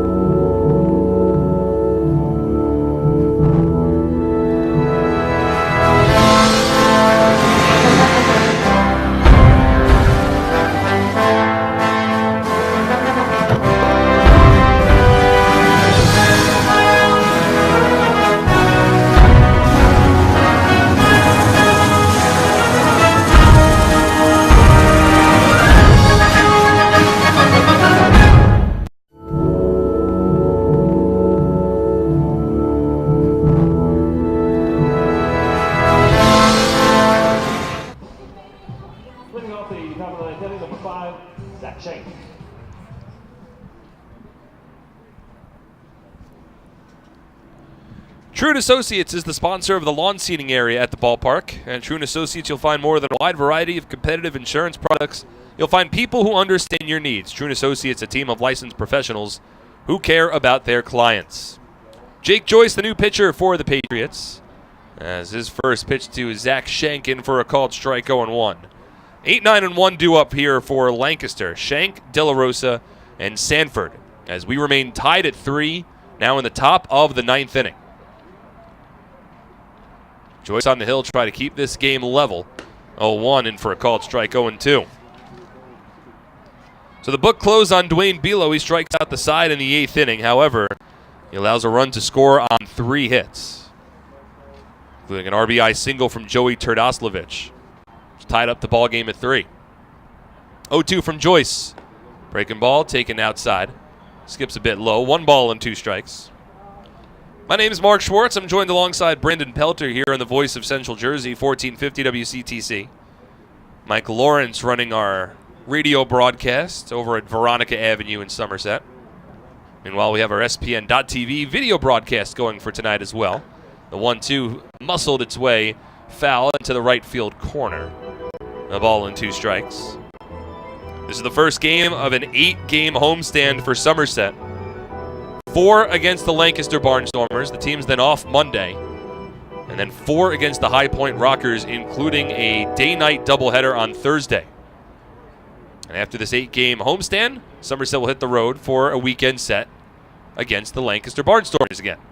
The 1-2, this one fly down the right field line, could be trouble. Pacioli towards the corner, and it is just foul. One hops against the bullpen in the right field corner. Shank nearly with a leadoff extra base hit.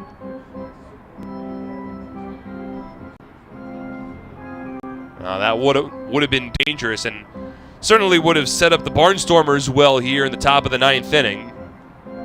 Shank had a base hit back in the 5th. He inside out at that pitch and nearly got it to land foul down the right field line. Just a bit foul.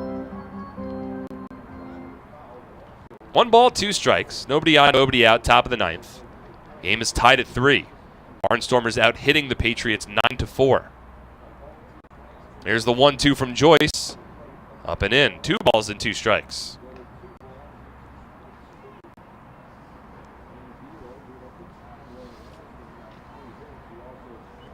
So after a night where the Patriots bullpen used 5 different pitchers to go 8 innings, now Joyce is the 3rd different reliever tonight. 2-2, low and outside. Shank does not bite on the breaking ball and the count runs full. Liam O'Sullivan was the starting pitcher for the Patriots tonight. He allowed 2 runs on 6 hits over 6 innings. Zach Zinicola tossed a scoreless 7th before Dwayne Bilo allowed a run in the 8th. Now Joyce on the mound here in the 9th. Full count against Zach Shank, the pitch. Swing and a line drive foul down the first base line. Another long at bat. We've had a decent amount of long at bats tonight, Brandon. Batters just continuing to foul.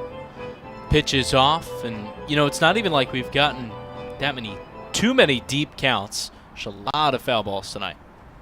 This is about to be the 9th pitch of the at-bat between Joyce and Shank. From the stretch, the 3-2. Fastball, strike 3 called. 1 away, top of the 9th inning. That is the 4th consecutive out that has been recorded by strikeout after Dwayne Bilo struck out the side in the 8th. 6th strikeout of the night for Somerset's pitching staff, and there's 1 away. Here's Anderson De La Rosa. Joyce heavy with the fastball in that last at-bat. Finally able to end it, painting that outside corner. Shank didn't love the call, but regardless, set down. This is now Joyce's 5th appearance with Somerset this season. Carried a 2.25 ERA into tonight. Last saw him a couple of nights ago in York. First pitch to De La Rosa, he was taken all the way, bluffed a bunt, pulled it back, and the fastball missed low and away, 1-0. De La Rosa 1 for 3. Had a single back in the 3rd inning, advanced to second base on a throwing error from Ramon Flores. Came around to score the first run of the night. The 1-0. Breaking ball hovers its way just a little north of the strike zone. 2 balls and no strikes. After De La Rosa, the speedy Darian Sanford awaits on deck. Nobody loose in the Patriots' pen. This is Joyce's inning. Infield plays back, the 2-0. Fastball taken for a called strike, knee high. And it's 2-1. Go ahead. De La Rosa didn't love that call from Silvio Martinez. Had a little bit of a conversation with him, and De La Rosa catching tonight for the Barnstormers, so he certainly has a good idea of that strike zone. 2-1 from Joyce. Swing and a miss. After Joyce got the call on the knee-high strike, he went a little bit further south and got De La Rosa to chase. Now taking a little stroll, trying to get the mind right. You also got to walk around a little bit tonight, Brandon, just to keep the body warm. Keep the blood moving. Joyce works from the stretch with nobody on. 1 away, the 2-2. Swing and a sharply hit ground ball fair down the left field line. Francosa was guarding the line and it still got past him. It rattles around in the corner. And Anderson De La Rosa into second base standing with a 1-out double. Well, Francoso was playing near the third base bag for that exact reason, but De La Rosa hit the ball so hard it still got past him. And now the Barnstormers, they have the go-ahead run off of second base with one away here in the top of the ninth. When Ramon Flores went to get that ball, though the bullpen for both teams is in foul ground, it's still in play, so that ball cascaded over the back of the double mound of the bullpen. Flores had to traverse that to get the ball in. So we'll see how the Barnstormers want to play this now with Sanford at the plate. Not really a bunt situation, though. Sanford has so much speed, he tries to drop down bunts pretty regularly. Chokes up significantly on the bat in the left-handed batter's box. First pitch from Joyce, slaps at a fastball and fouls it off 0-1. It's been 0 for 3 night so far for Sanford. He remains Lancaster's leadoff batter. Yet his batting average is well south of the Mendoza line. Dan Gamache waits on deck. He's had a nice night. He's 3 for 4. So this is a big spot here for Joyce with the go-ahead run off of second base. Corner infielders play a bit in. Middle infield back. Here's the 0-1. Fastball eye level. 1 ball and 1 strike.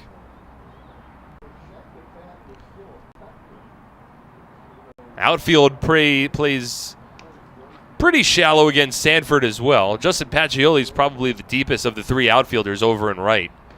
Flores is in at left field. Darby Myers plays somewhat shallow in center as well. De La Rosa doesn't run particularly well. The 1-1 fouled off. A ball and 2 strikes.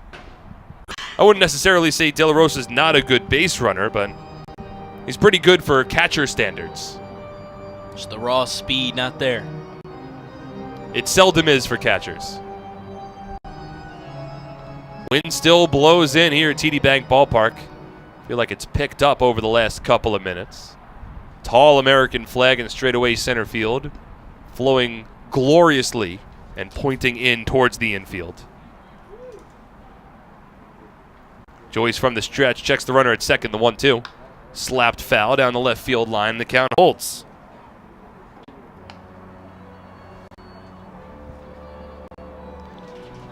This is the first of 18 meetings on the season between the Patriots and the Barnstormers, and the first of 7 meetings to come across the next 2 weeks.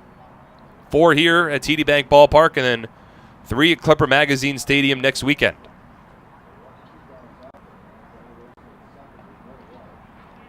Another battle here between Joyce and Sanford.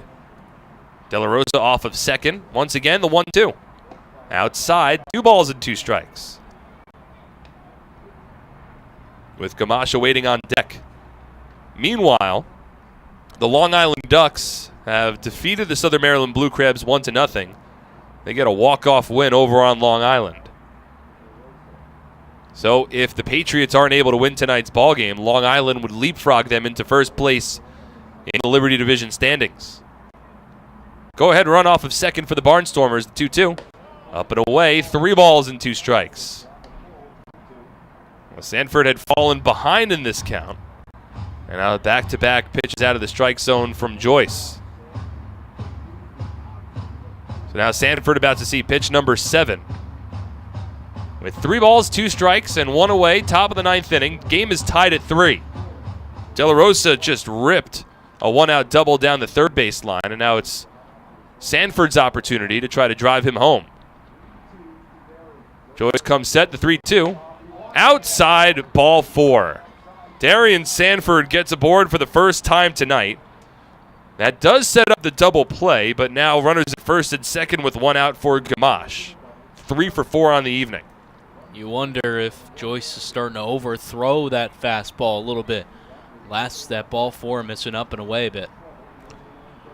So Sanford's speed will be somewhat neutralized. And now Lancaster, recognizing that, are going to bring in a pinch runner. Number 4, Devin Torrance. So Devin Torrance is now the pinch runner for the Barnstormers. And Ross Peoples, he's shooting his shot here in the top of the 9th inning. Torrance, I believe he's a former football player from Ohio State University. and has not played baseball for a couple of years. Now trying to break back into baseball with the Lancaster Barnstormers. He's a speedster off of second, with Sanford a lot of speed off of first. First pitch now to Dan Gamache, a fastball, letter high on the hands, and it's a called strike, 0-1. Big pitch there from Joyce. Torrance only played in 9 games so far this season, 1 stolen base and 1 try. So Lancaster has taken out their starting catcher, Anderson De La Rosa. Parker Morin can be a catcher. Brian Mayer, also backup catcher. So they have some options for the bottom of the 9th inning as Joyce steps off. Now a lot of speed for Lancaster. This is their opportunity. Try to take the lead here in the top of the 9th inning and set up a save opportunity for the bottom half of the frame. Somerset in the bottom of the 9th will have Pacioli, Francoso, and Neister. 6, 7, 8 due up. 0-1 from Joyce. Fastball outside. 1 ball and 1 strike. Somerset has had so much success in close ball games this season. Again, as we've mentioned a number of times, they've won 7 straight. But they are on the year 5-0 in 1-run ball games. 6-0 in games decided by 2 runs or less. And they have not yet lost a game in which they've led after 7 innings. That was the case tonight. But now the Barnstormers are threatening. Here's the 1-1 from Joyce. Breaking ball snaps in for a called strike. 1-2. And after Joyce had been peppering fastballs towards the plate, that breaking ball froze Gamache a bit.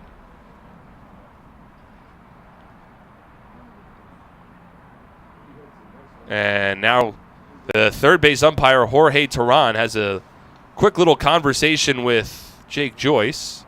Joyce gets a new baseball from Yovan Gonzalez. Not quite sure what the contents of that conversation are. Well, I wonder, on a cold night, a pitcher tends to blow into their hands. And if he did that before wiping off on the jersey, maybe grab the baseball, Terran wanted him to get a new ball. Certainly a possibility as Joyce threw the previous baseball towards the Patriots dugout. 1 ball, 2 strikes, 1 away, top of the 9th inning. 2 on. The pitch, swinging a line drive down the right field line, foul. And the count holds at 1-2.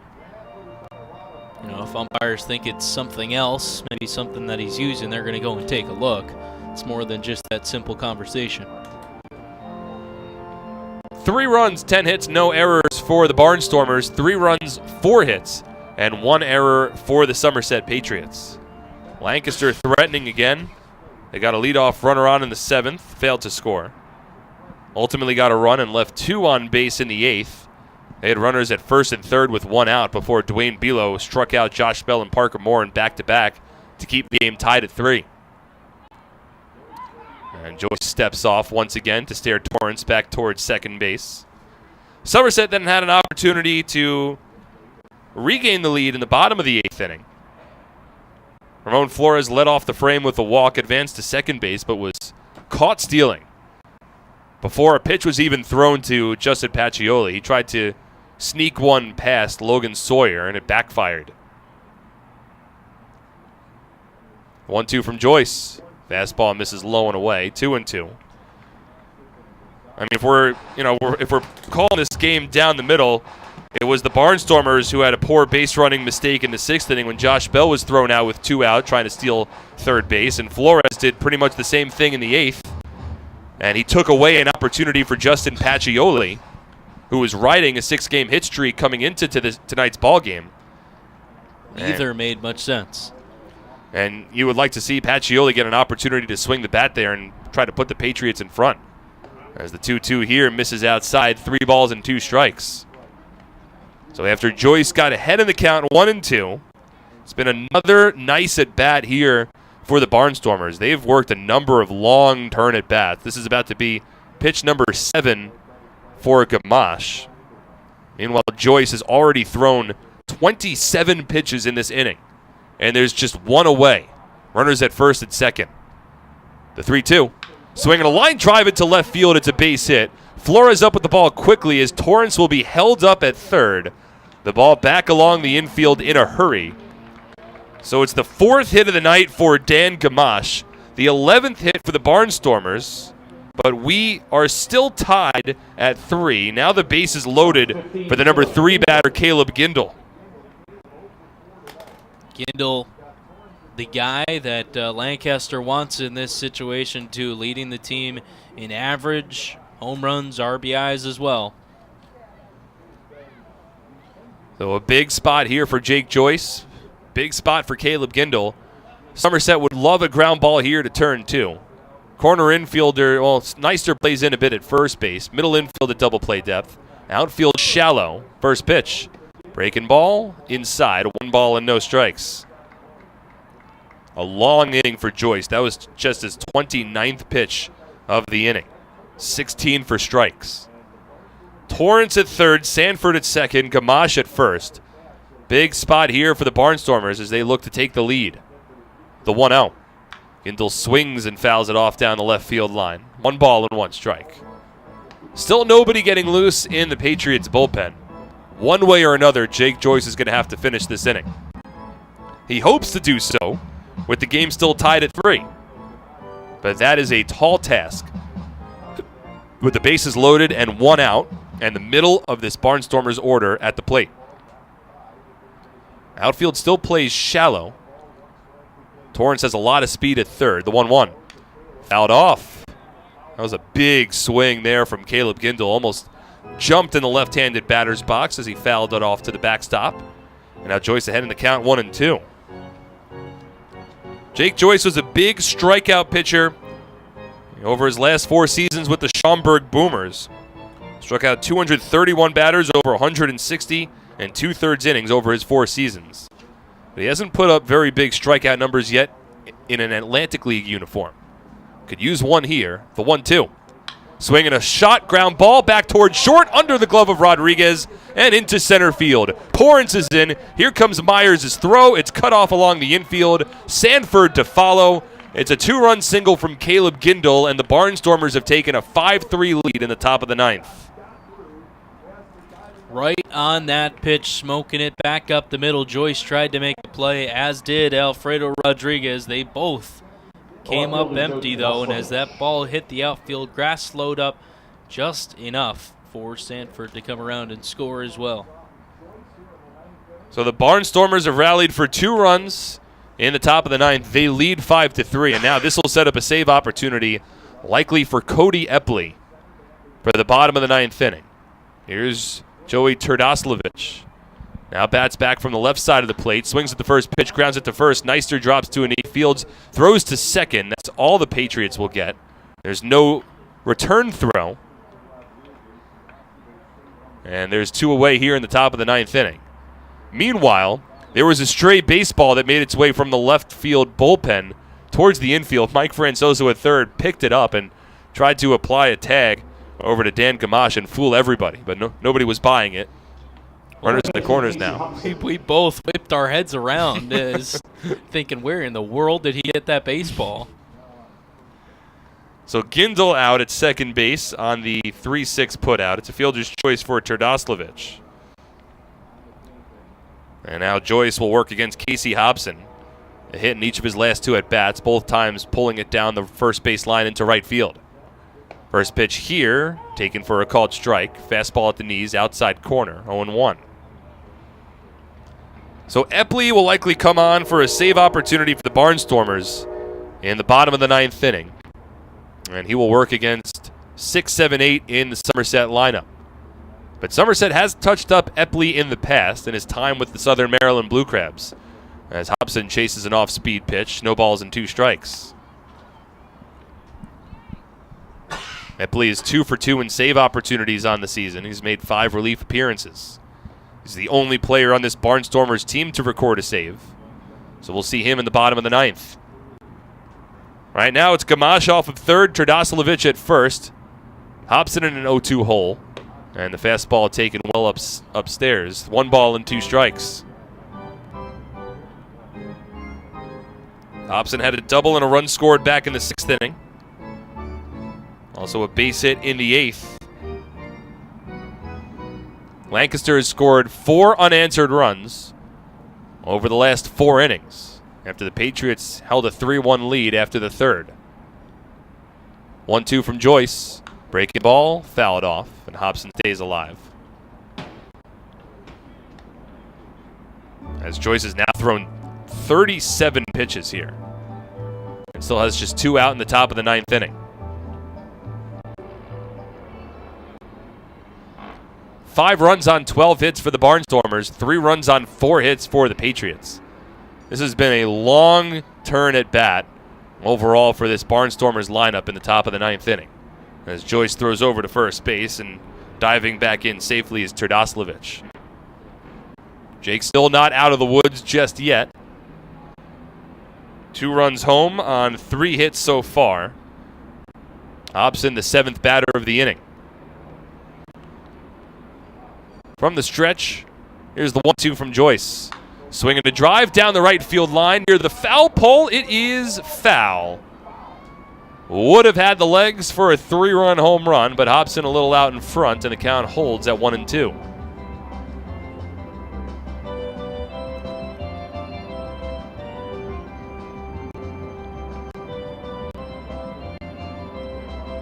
Casey Hobson has 2 home runs so far in the season for the Barnstormers. This is a Lancaster team that has a lot of home runs collectively.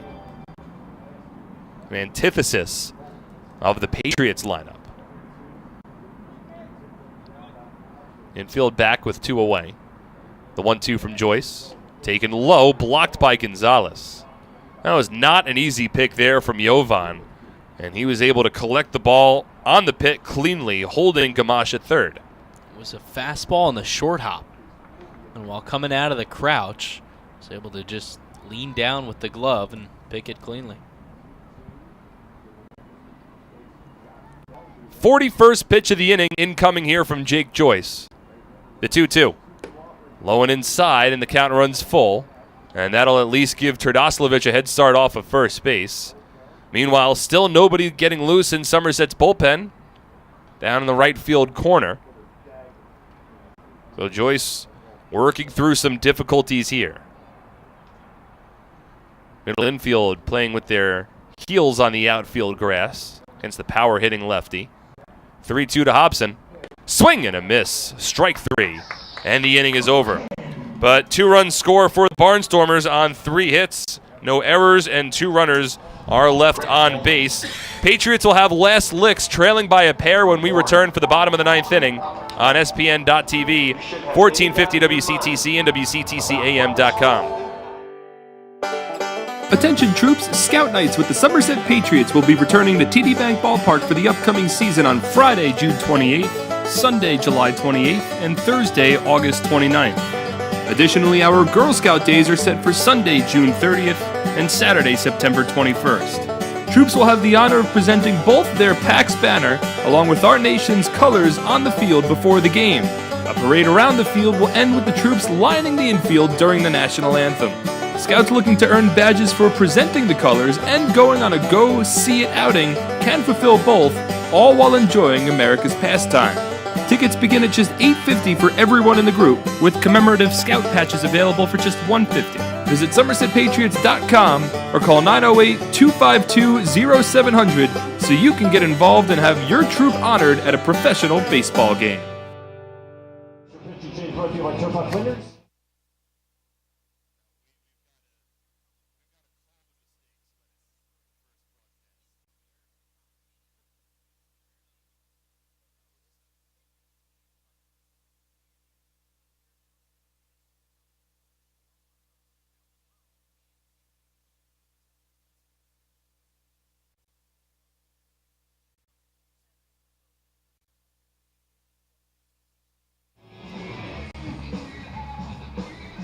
Get the checking account for smart people. Provident Smart Checking. No minimum balance, no monthly service fees. Yes, indeed. Provident Bank commitment you can count on.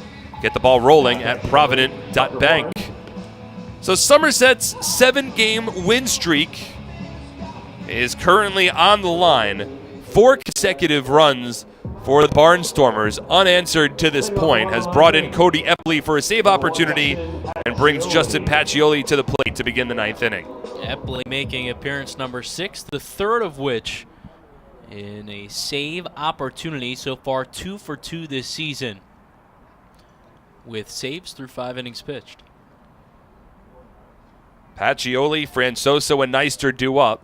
It's 2 to tie, 3 to win for Somerset in the first game of this 8-game homestand after they just worked a perfect 5-game road trip.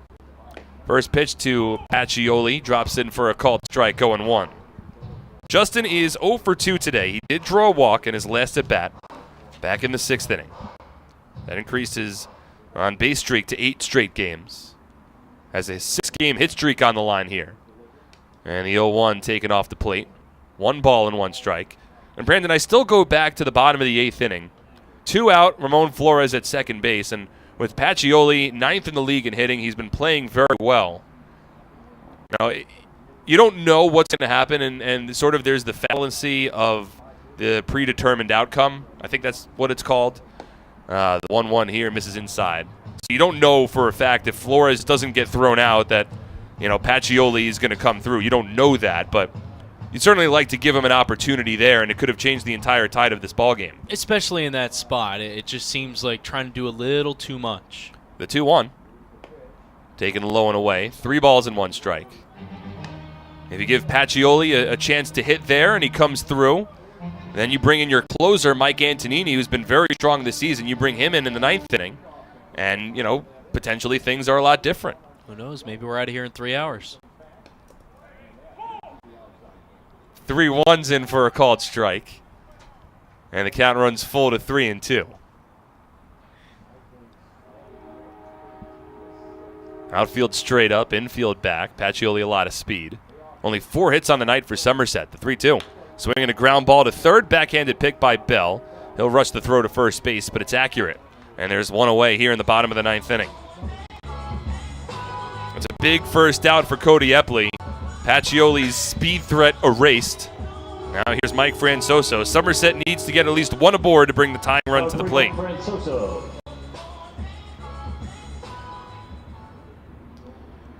Francoso 0 for 2. Was hit by a pitch back in the 6th inning. And again, you could go back to that 6th. That was an opportunity for Somerset. Had the bases loaded for Steve Neister, who grounded out at the time, failing to provide Somerset with a little extra insurance. First pitch here to Francoso, taken inside. 1 ball and no strikes. Be sure to stay tuned to the Flemington Department Store postgame show after the conclusion of this one, as we'll go over the out-of-town scoreboard, recap the game with all of the broadcast highlights, and set the stage for tomorrow night's game against the Barnstormers. The 1-0. Francoso takes this pitch off the plate, 2-0. We will have a radio interview should the Patriots come from behind and win tonight's ballgame. Again, they need to get a runner on to bring the tying run to the plate. The 2-0. Taken for a called strike, 2-1.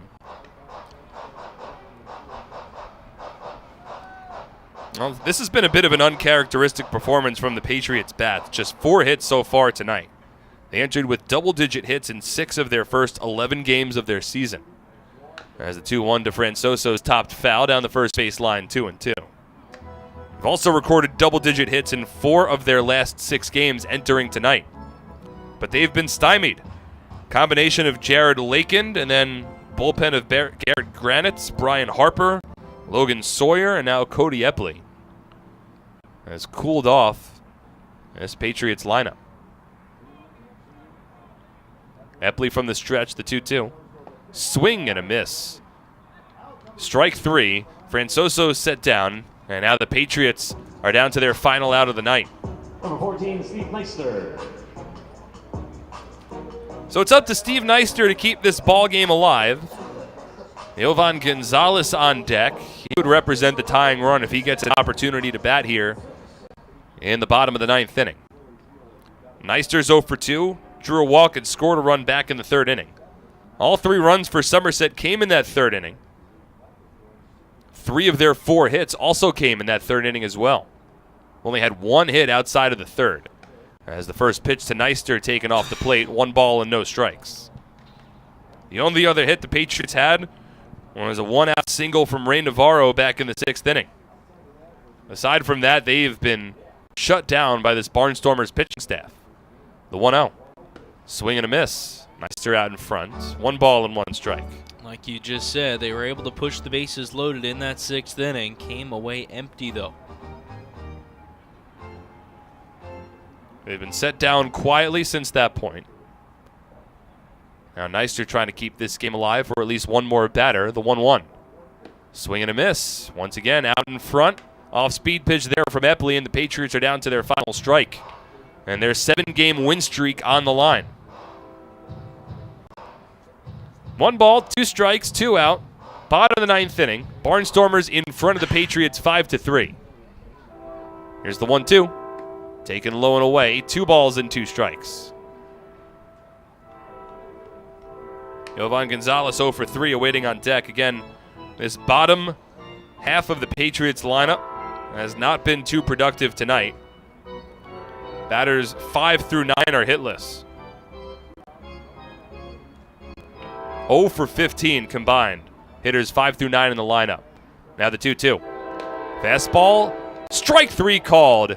And the Lancaster Barnstormers take game 1 of this opening 4-game series with a final score of 5-3. And the Patriots' 7-game win streak comes to its end. We'll take a break. When we come back, it'll be the Flemington Department Store postgame show as we wrap up the night that was on SPN.TV, 1450 WCTC, and WCTCAM.com. At Flemington Car and Truck Country, we've been satisfying customers for over 40 years, providing selection. With 16 manufacturer brands plus over 500 available certified pre-owned vehicles. Convenience. With all our dealerships located on Route 202 and 31 in Flemington. And satisfaction. With positive reviews praising our business model every day. We'll never take our customers for granted. Flemington Car and Truck Country. Every day, we're here for you. Presenting the lowest car prices you've ever seen. Wow pricing. Only on Fullerton.com. It'll blow you away. If you want the best deals on all new cars and trucks, don't miss Fullerton's absolutely enormous spring clearance event. Get the lowest prices on our entire new inventory all month long. This month only at Fullerton.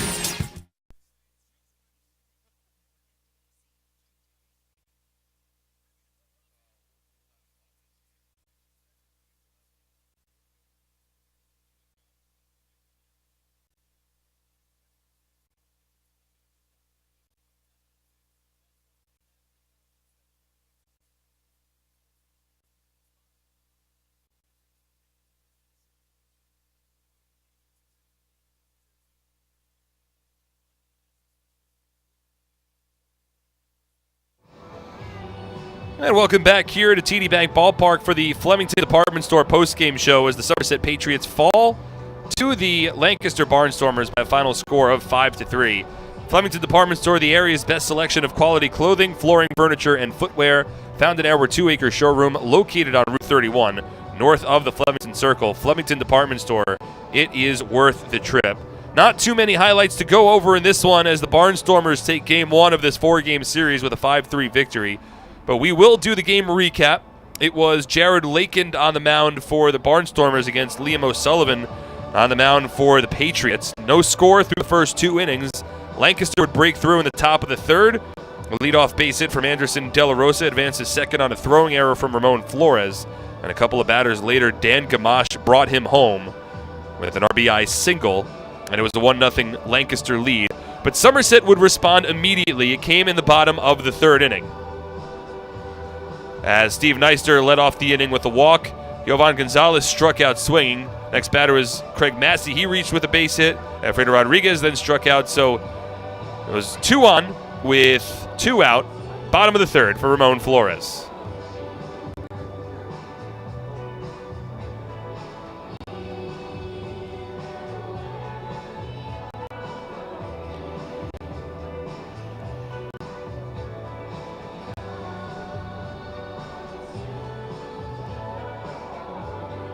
So it's a 1-1 ball game, and that tie would be very short-lived because the very next batter was Ray Navarro, and he would put Somerset in front.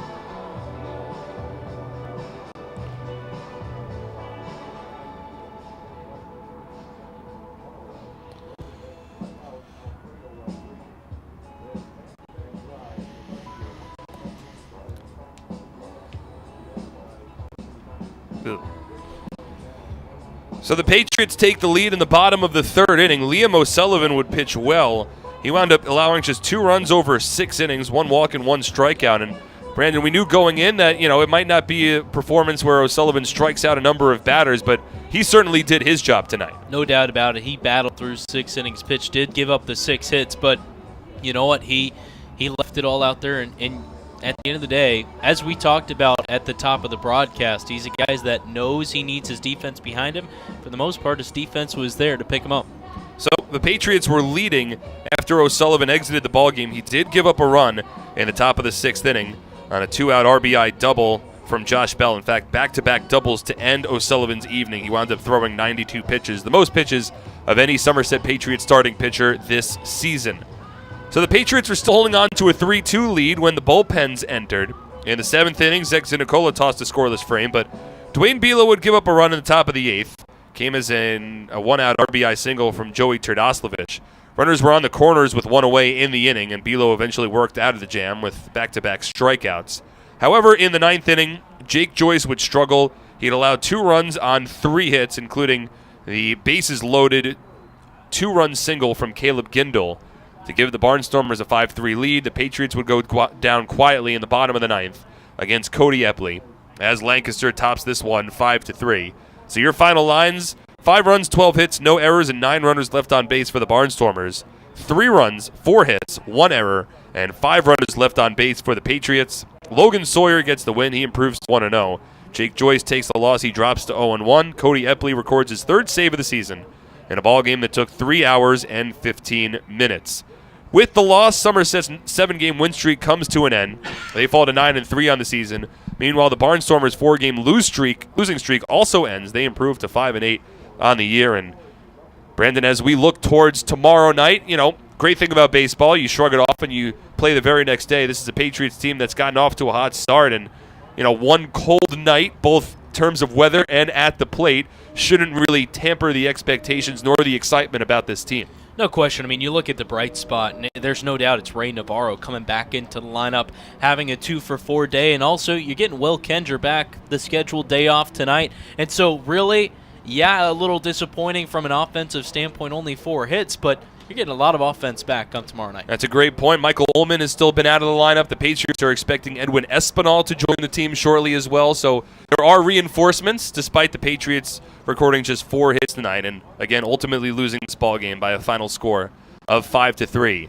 To wrap up the night, we quickly checked the out-of-town scoreboard again. The Long Island Ducks, they defeated the Southern Maryland Blue Crabs 1-0 on a walk-off win on Long Island. Meanwhile, the High Point Rockers topped the York Revolution 13-6. So a tough night for the Patriots in the Liberty Division. Long Island now hops Somerset for first place with a 10-3 record, while the Patriots drop to 9-3. Meanwhile, the Rockers are in 3rd place, now 7-7 on the season. New Britain Bees are idle. They're 4-7. Meanwhile, in the Freedom Division, Sugarland remains in first with a 9-5 record, as the Barnstormers in 2nd place 5-8.